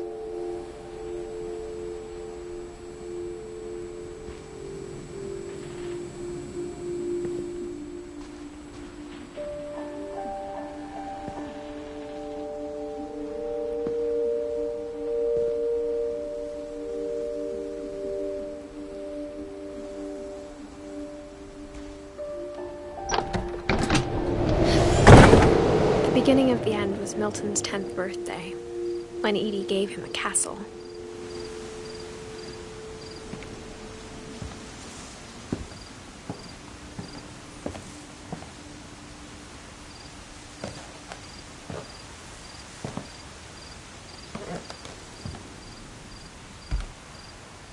After Milton disappeared, the only thing he left behind was a room full of paintings.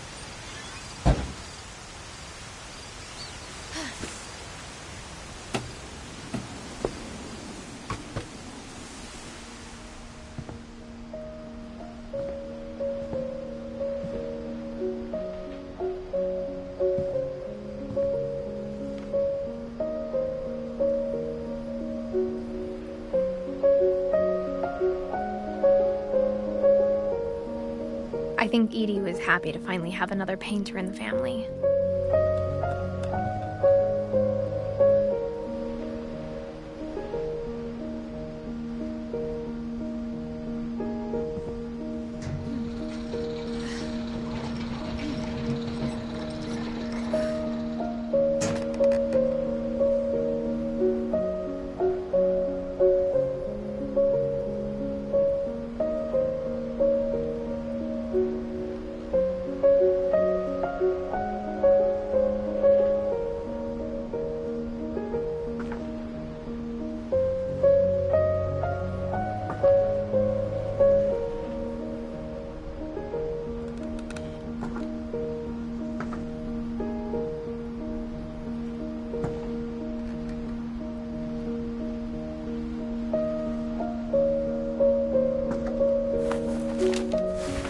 Milton Finch in The Magic Paintbrush.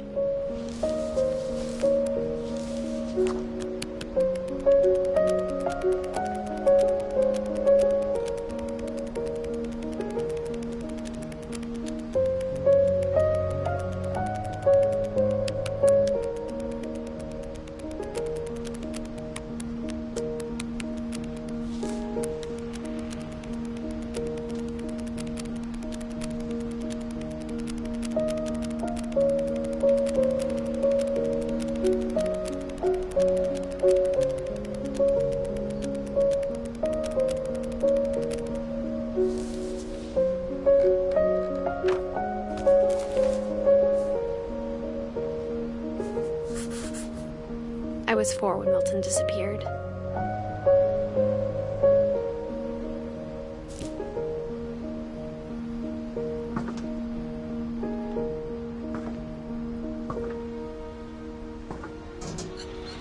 Mom spent months searching for my brother. Then she sealed the doors.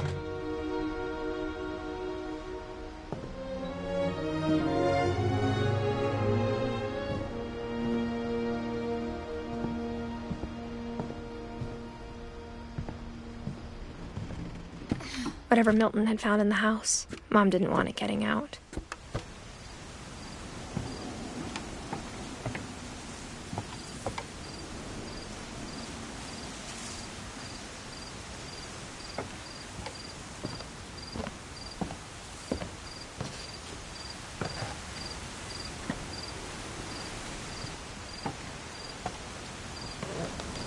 Mom definitely blamed Edie, but I think Louis blamed himself.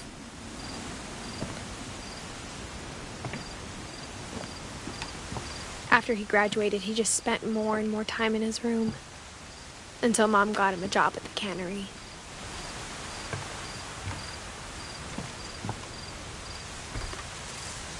Everyone always told me to stay out of Louis's room, except Louis.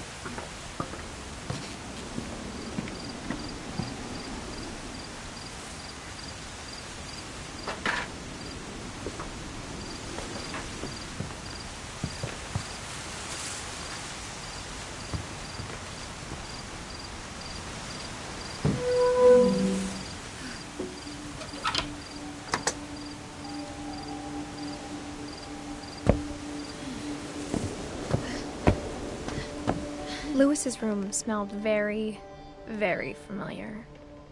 That part of him lived on.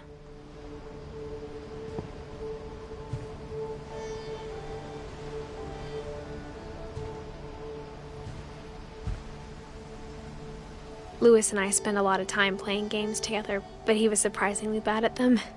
He died a lot.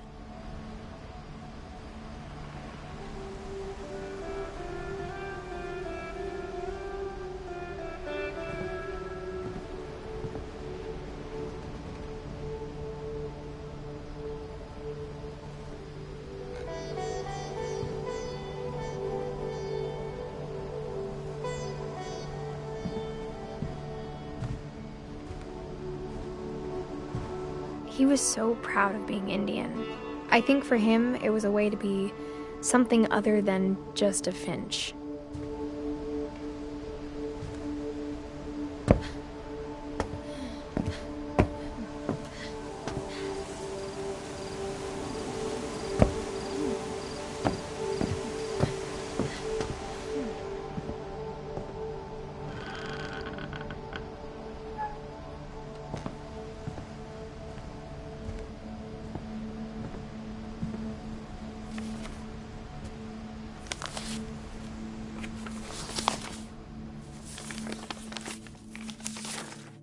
Dear Mrs. Finch, as Lewis's psychiatrist, I can understand your desire for an explanation.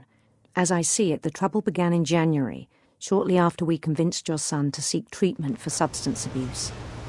Newly sober, I believe Lewis first noticed the monotony of his daily life.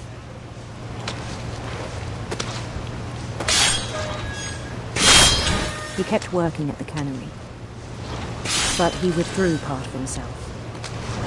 In our sessions, I saw the same behavior. His mind began to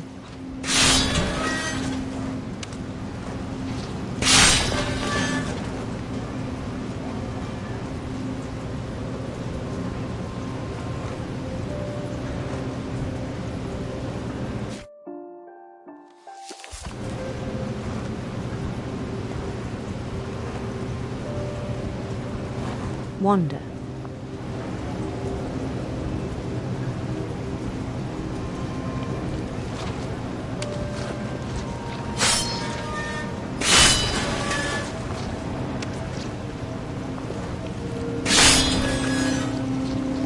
I asked him to describe it. He said he started small, imagining a labyrinth.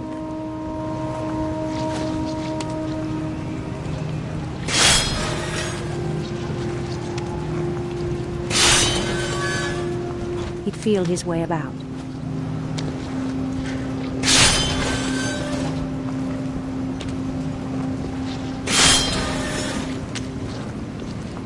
Then something moved.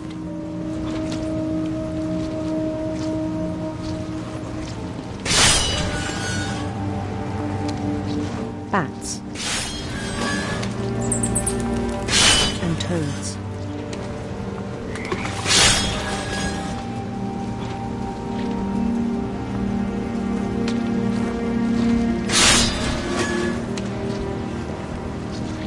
And things that have not names.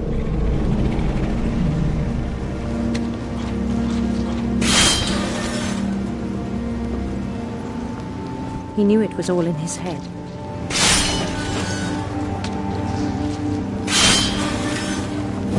But he took it very seriously.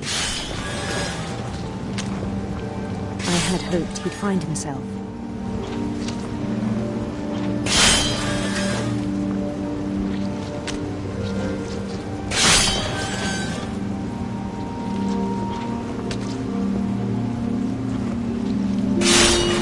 But he found something more.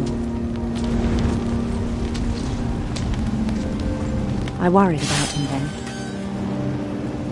Daydreaming at the cannery.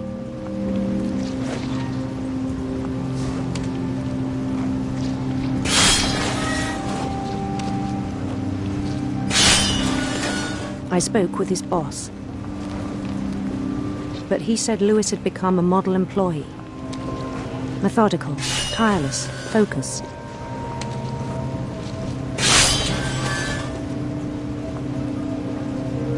like a whole new Lewis. So I let him go on.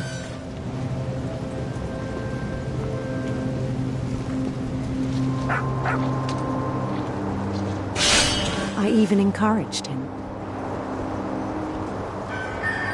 It seemed very promising at first. He told me he'd made a new friend.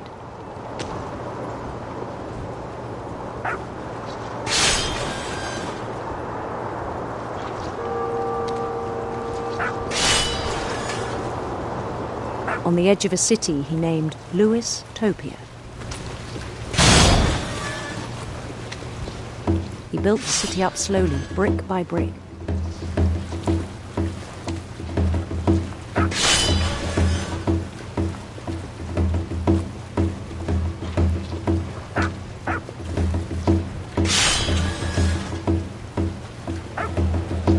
Then he made musicians.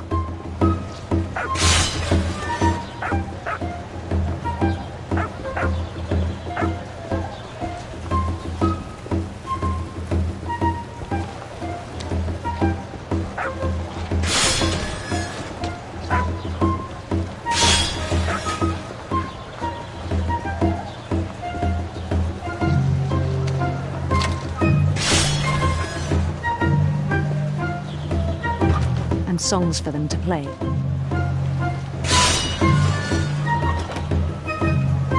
He talked about starting a band.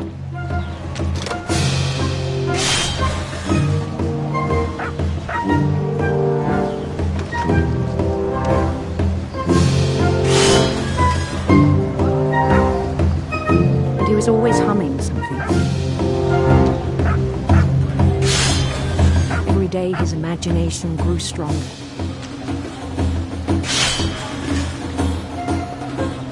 He no longer spoke at the cannery, but his chopping was as reliable as ever. Then one day it struck him that all the cheering crowds, even the stones under his feet,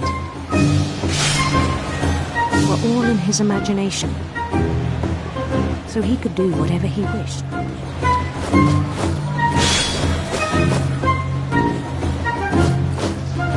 He held an election for mayor. And he won.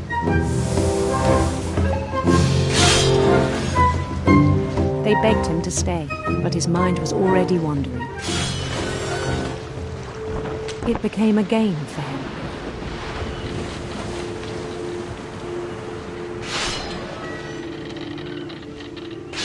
He'd conquer a city, then immediately push on. New Louisville.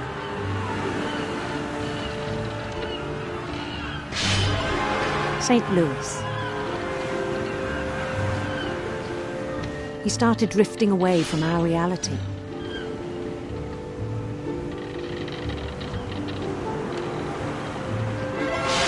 Minneapolis, until one day he forgot to go home from the cannery. Even as his mother pleaded with him, part of Lewis kept sailing on.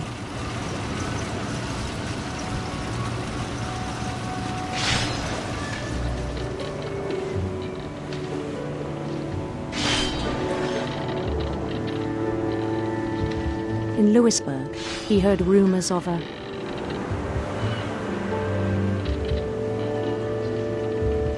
handsome queen.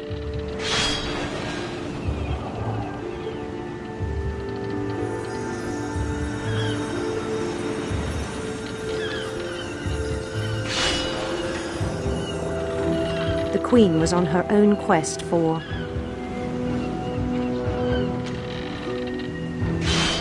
radiant rainbows.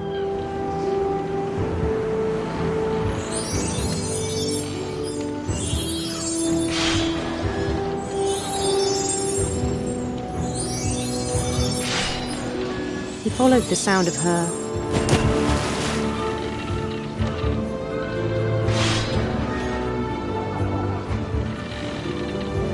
electric sitar.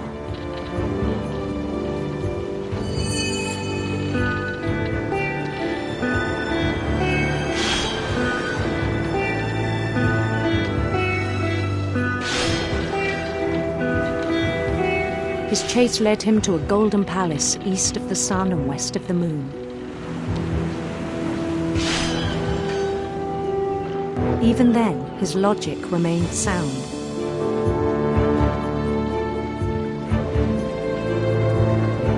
He knew the world was all in his imagination.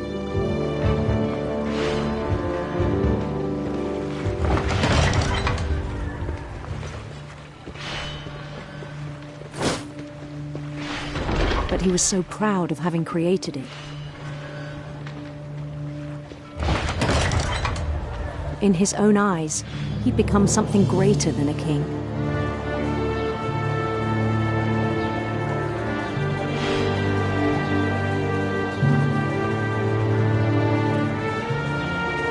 For someone who'd never known success in the real world, I think it was overwhelming. And then it struck him that the real Lewis was not the one chopping salmon, but the one climbing the steps of a golden palace.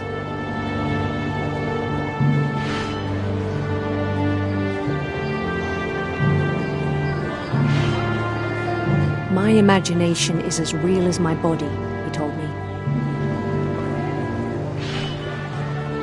It was hard to argue with him.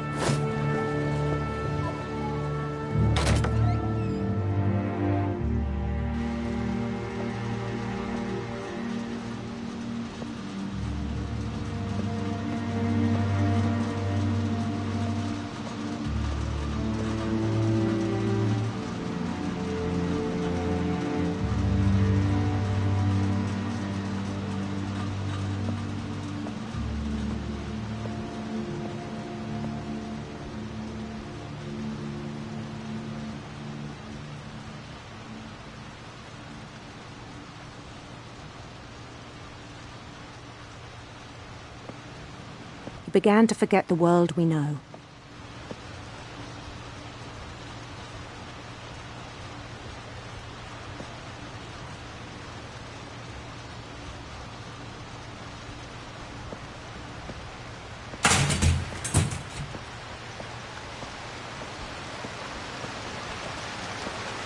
I think it pained him to remember Lewis, the cannery worker.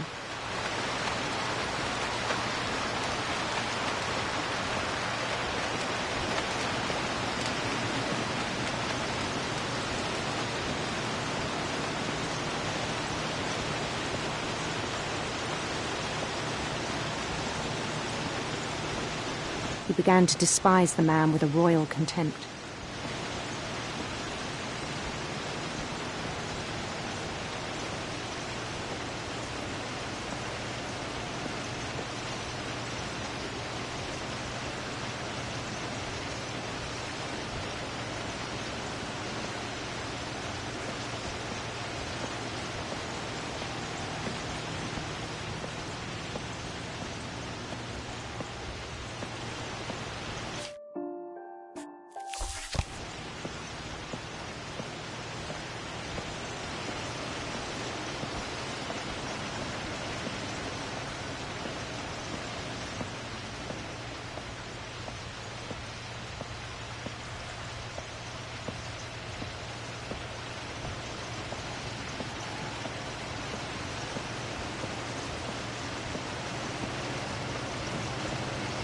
I still thought I could save him.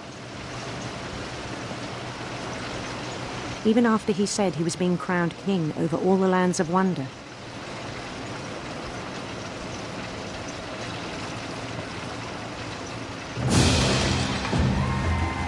The palace would be packed with his companions.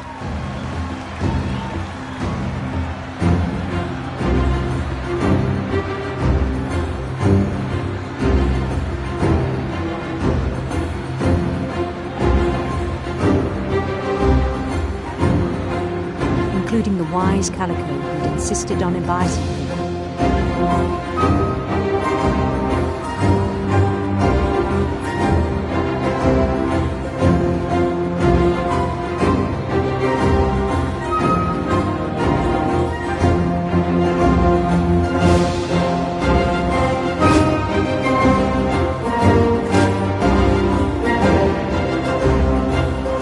His queen waited, holding his crown.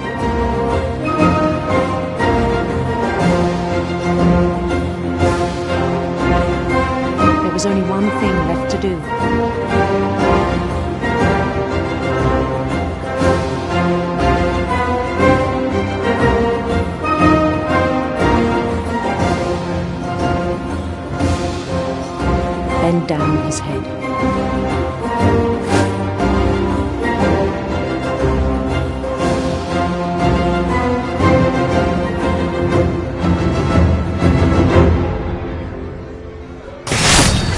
The rest I think you know. Mrs. Finch, your son was a kind man who will be missed by all of us who knew him.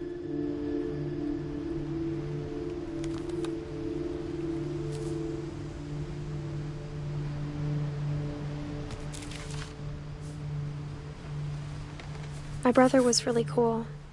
I wish you could have met him.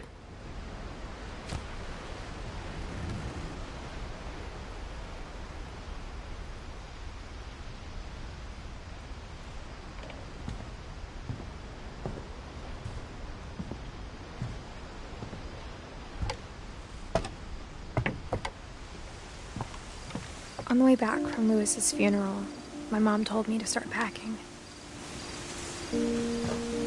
She waited until the day before we left to tell Edie.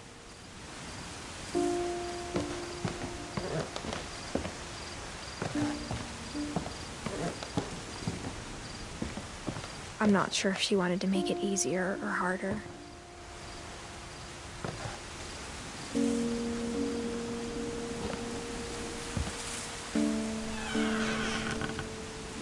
I wish we'd stayed.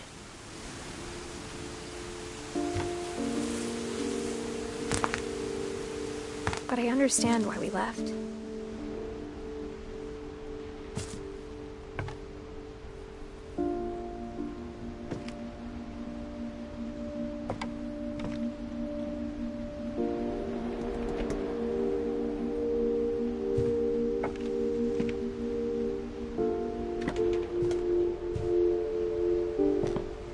My mom ended up leaving everything behind.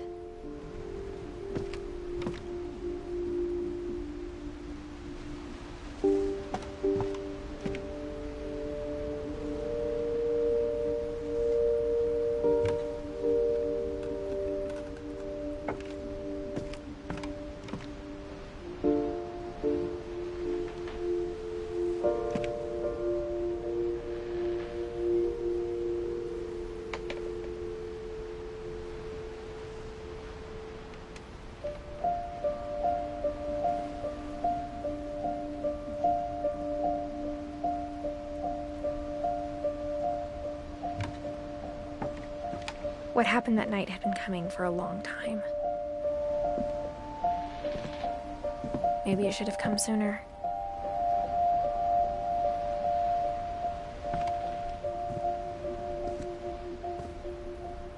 But it had to end one way or another. All that's left now is to tell you about that last night.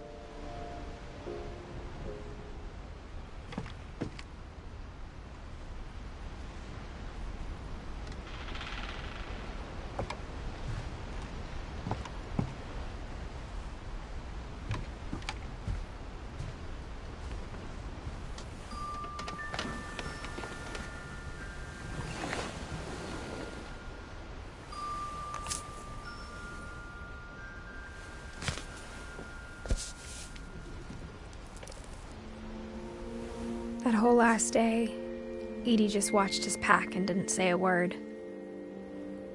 Until supper, when she raised her glass and said, "To our final night together, and all our final nights apart." Grandma, you know what I said about alcohol. Some of your medications are very Edith, specific. I left a present for you in the hallway.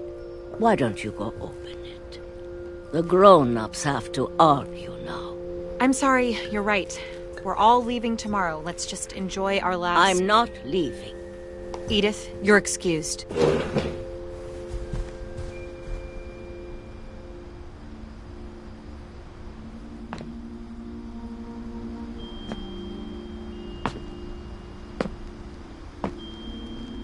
The power had been shut off that morning, but Edie always had plenty of candles.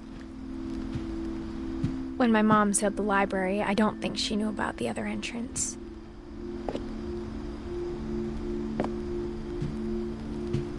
Or that Edie had a key to it.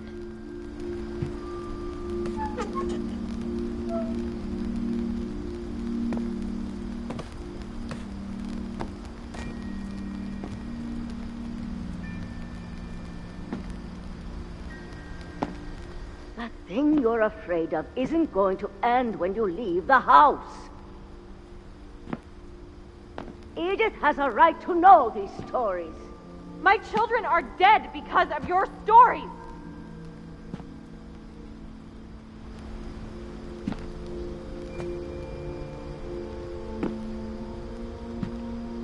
I think it's best if Edith and I leave tonight.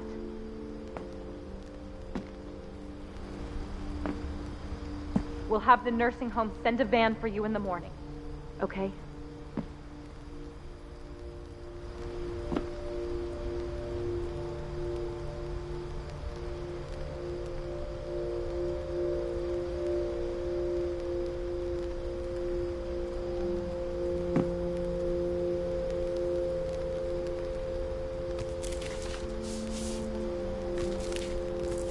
Dear Edith, there's so many stories I wish I could tell you, but there's only time for one. This is about what happened on the night you were born. That night, the tide went way, way out. It was the first and last time I ever saw the old house aground.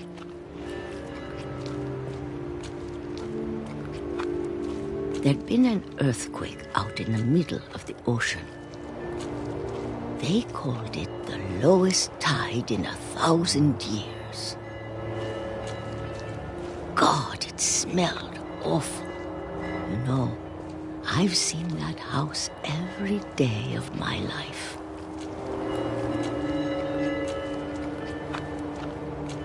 But I never thought I'd go back to it. When the fog rolled in, I lost my way.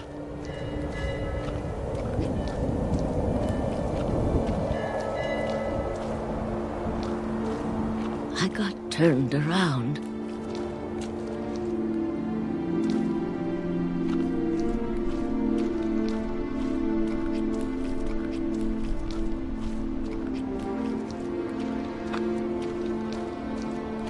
For a while, I wondered.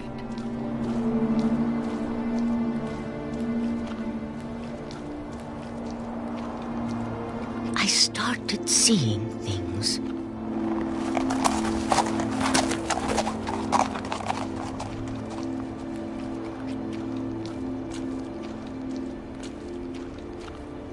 Things I'd forgotten had ever existed.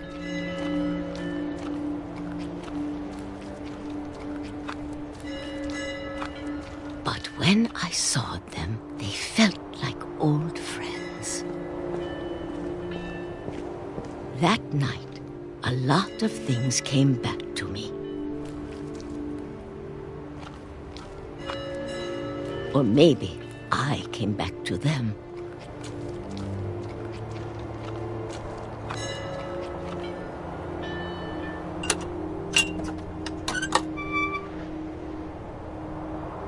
Things I can't explain, but that I need you to try and... Edith, what are you doing in here? It's mine. Edith! Mom, you're gonna rip it! Let go! I kicked and screamed, but Mom dragged me to the car. I never saw Great-Grandma Edie again. The next morning, the van came to pick her up, but she was already gone. After that, we moved around a lot.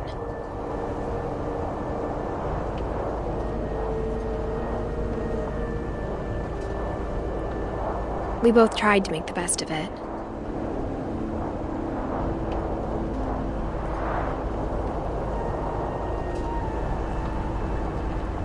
A few years went by.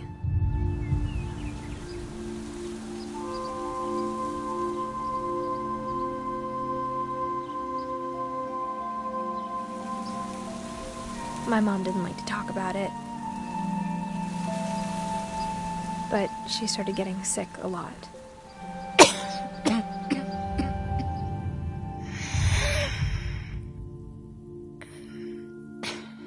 She got better for a while,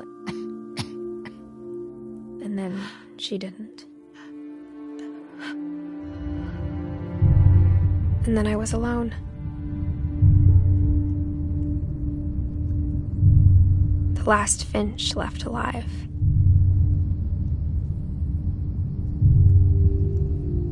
Until I found out about you.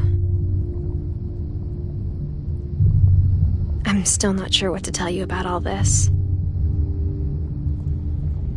If we lived forever, maybe we'd have time to understand things. But as it is, I think the best we can do is try to open our eyes. And appreciate how strange and brief all of this is.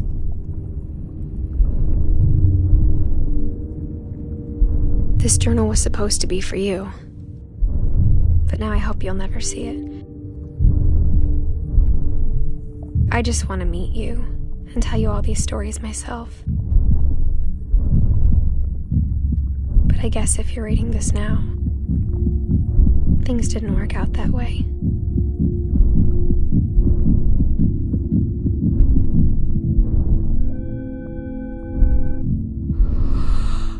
This is where your story begins. I'm sorry I won't be there to see it. It's a lot to ask, but I don't want you to be sad that I'm gone. I want you to be amazed that any of us ever had a chance to be here at all. Good luck.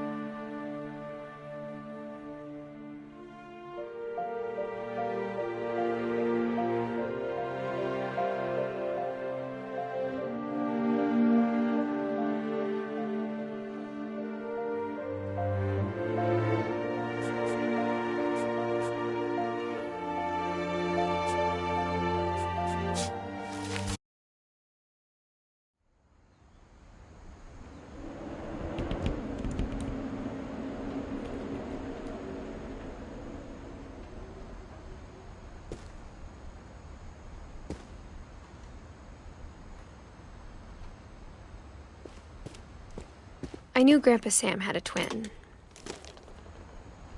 and that he never talked about him.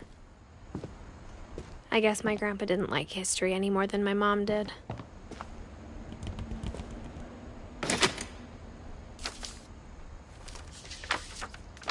How I Want to Remember My Brother by Sam Finch. The thing I remember is that when he made up his mind, that was it. My brother said he'd die before he ate another mushroom, and he did. At Barbara's funeral, we swore we'd never be afraid again, and he wasn't. I think Calvin always wanted to fly.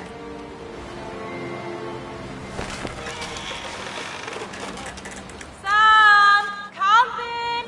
Dinner's ready! Coming! But that day, he finally made up his mind to do it. I told him going around was impossible. Maybe if I hadn't said that.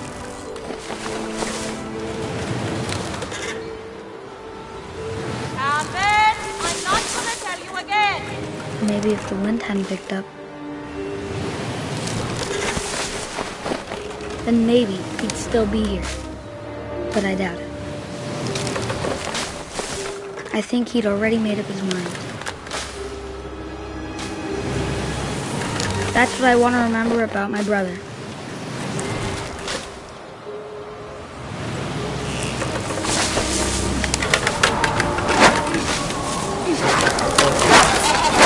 The day he made up his mind to fly.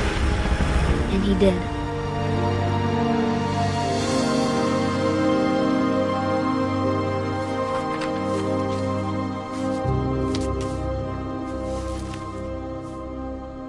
Calvin's story felt strangely familiar.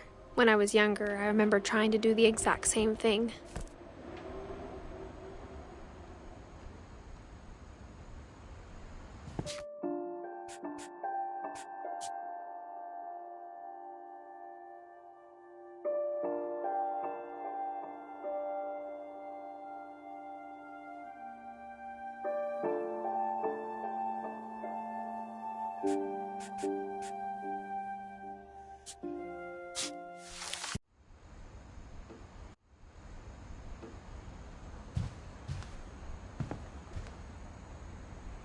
I grew up looking at Molly's room through the peephole.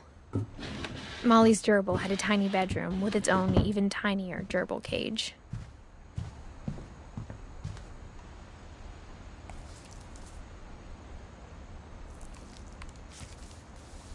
December 13th, 1947. Dear Diary, I'll be gone soon, but I wanted to tell somebody about what's gonna happen. It started when Mom sent me to bed without dinner. I woke up and I was starving, so I looked around for something to eat. The gerbil food was dry, but I didn't mind it.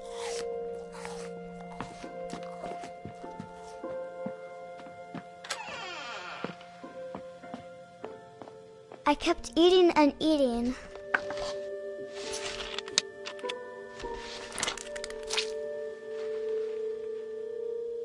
I ate a lot of things that night.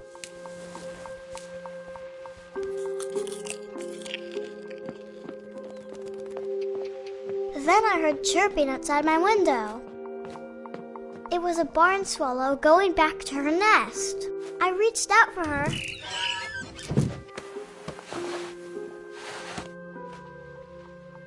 And suddenly, I was a cat. I tried to be quiet, but the bird was really scared.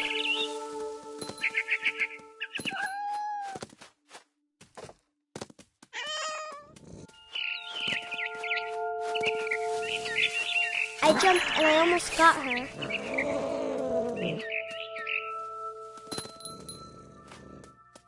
I could tell she was getting really tired. Now I was up in the big tree.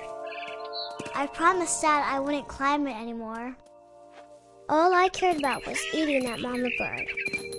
I gobbled her up. and suddenly I was an owl. First, all I heard was the wind. Then I heard little teeth nibbling in the grass.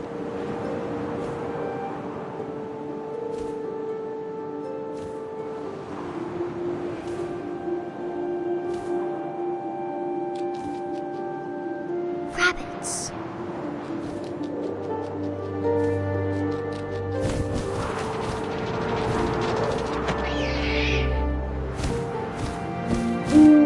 I imagined his face looking up and seeing mine through my talons. I swallowed him up, and I didn't chew one bit. Then I flew off to find something bigger.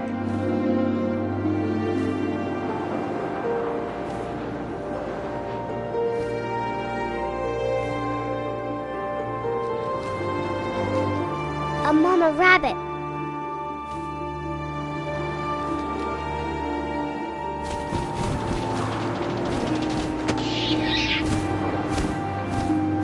She was almost too big to carry. I started choking, but I couldn't stop eating. And suddenly, I was a shark.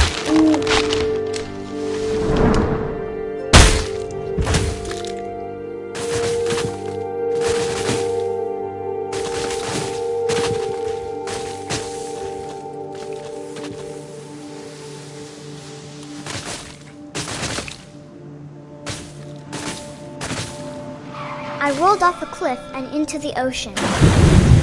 Now, I was hungrier than ever.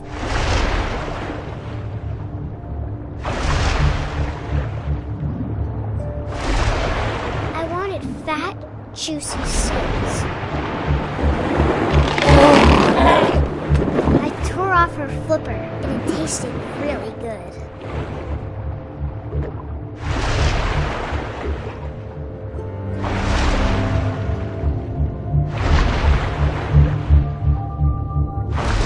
Grabbed on tight. But I was so hungry, I jumped out of the water.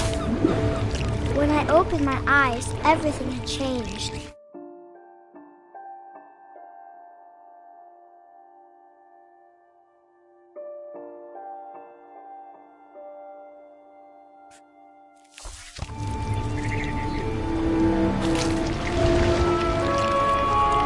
Now I was a monster, and I smelled people everywhere.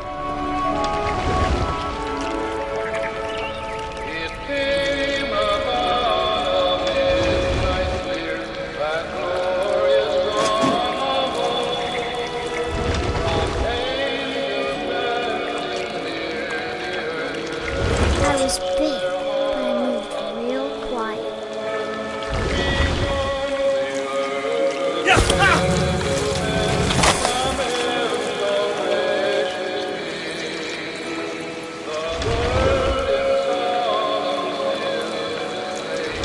I wanted to stop, but also I didn't.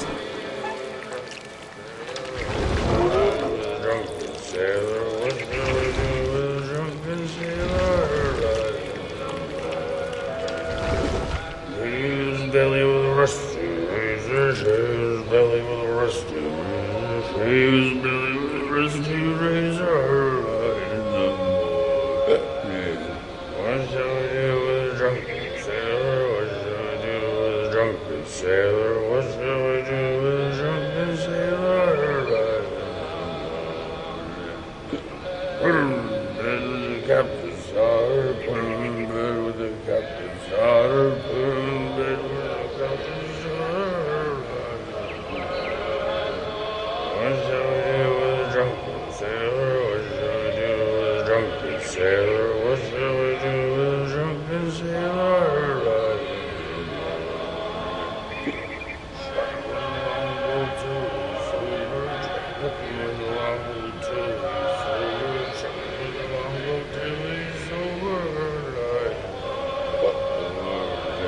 What shall we do with a drunken sailor? What shall we do with a drunken sailor? What shall we do with a drunken sailor?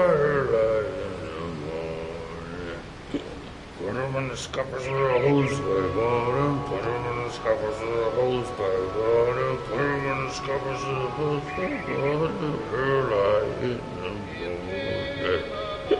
What shall we do with a drunken sailor? What shall we do with a drunken sailor? What shall we do with a drunken sailor? Her like in the morning. He rises, he goes. She rises, he goes. She rises like in the morning.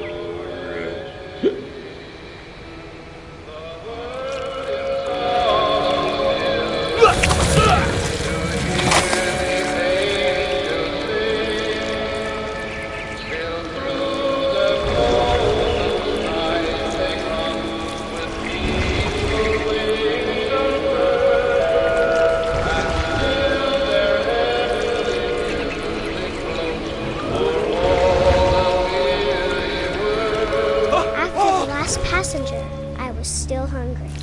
And across the water, I smelled something new. Something I had to have, so I swam towards it. I slithered onto the sand, and the good smell went into an old pipe.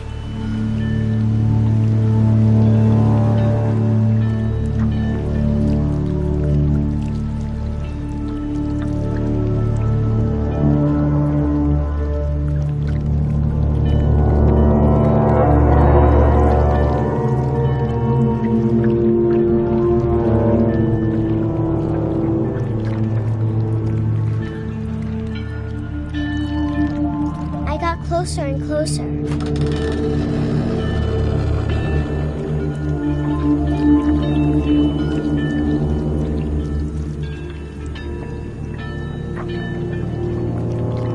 All my stomach started growling. And suddenly, I was me again. I held my breath for a long time, but I couldn't hear anything. I think it's waiting for me to fall asleep. But it's not going to wait much longer. It needs to feed, and we both know I will be delicious.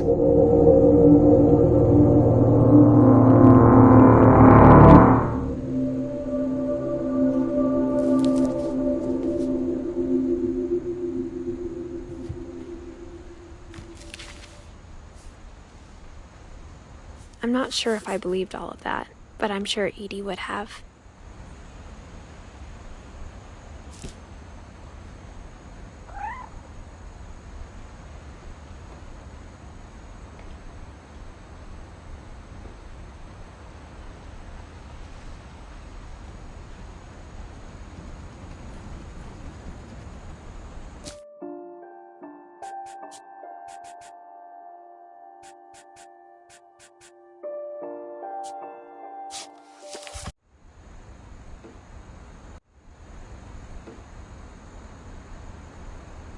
Growing up, I always thought of Barbara as a child star.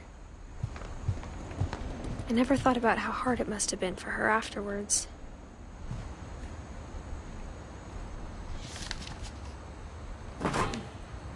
Of all the stories people wrote about Barbara's death, I'm surprised Edie saved this one.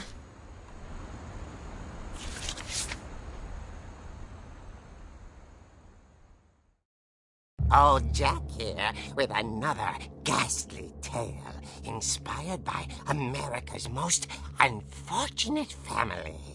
I'm calling it The Surprise Ending of Barbara Finch. As a child star, Barbara was famous for her scream. Now at 16, she was all washed up. A has-been. But in a lucky break, she'd been asked to perform her signature scream at a local convention for monster movie fans. It was just the boost her career needed. Unfortunately, her scream hadn't aged well. Getting better. I think you just need the right motivation. Her biggest fan and current boyfriend, Rick, was about to demonstrate when...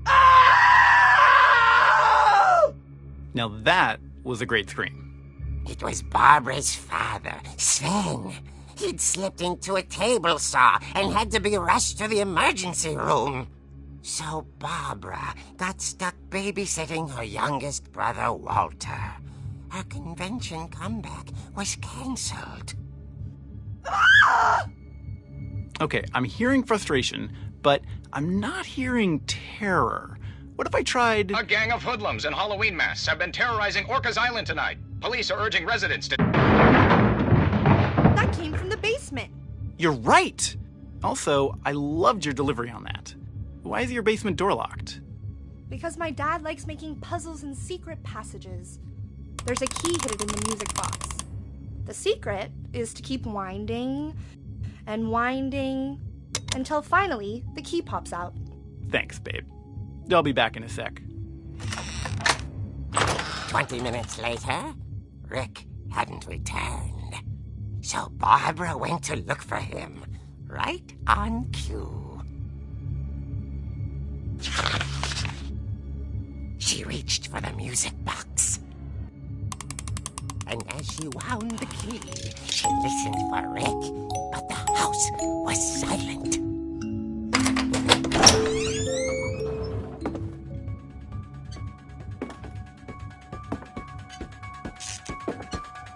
She found Rick's crutch and imagined the worst.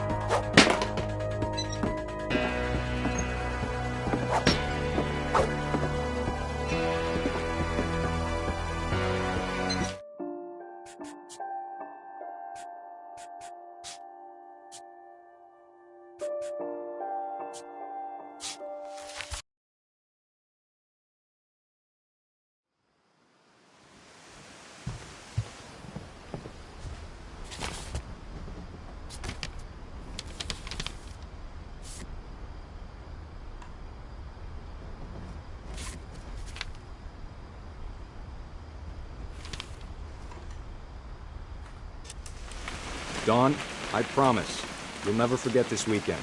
Yes, sir. These memories are gonna last a lifetime. Hmm? What? Perfect. Am I gonna have to shoot anything? It's gonna rain the whole weekend, isn't it?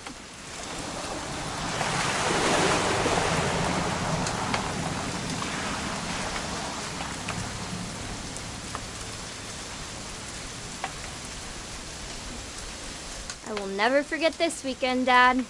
That's the spirit.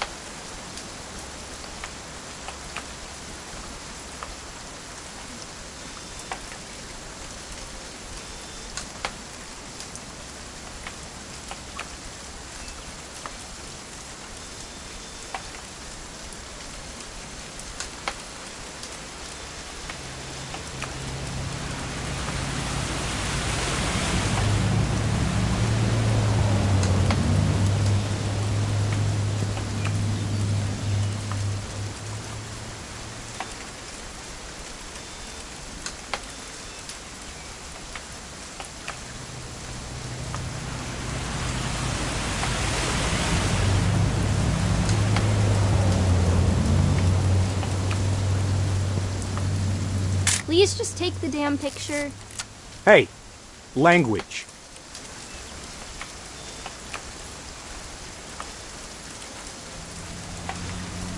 Smile, Don.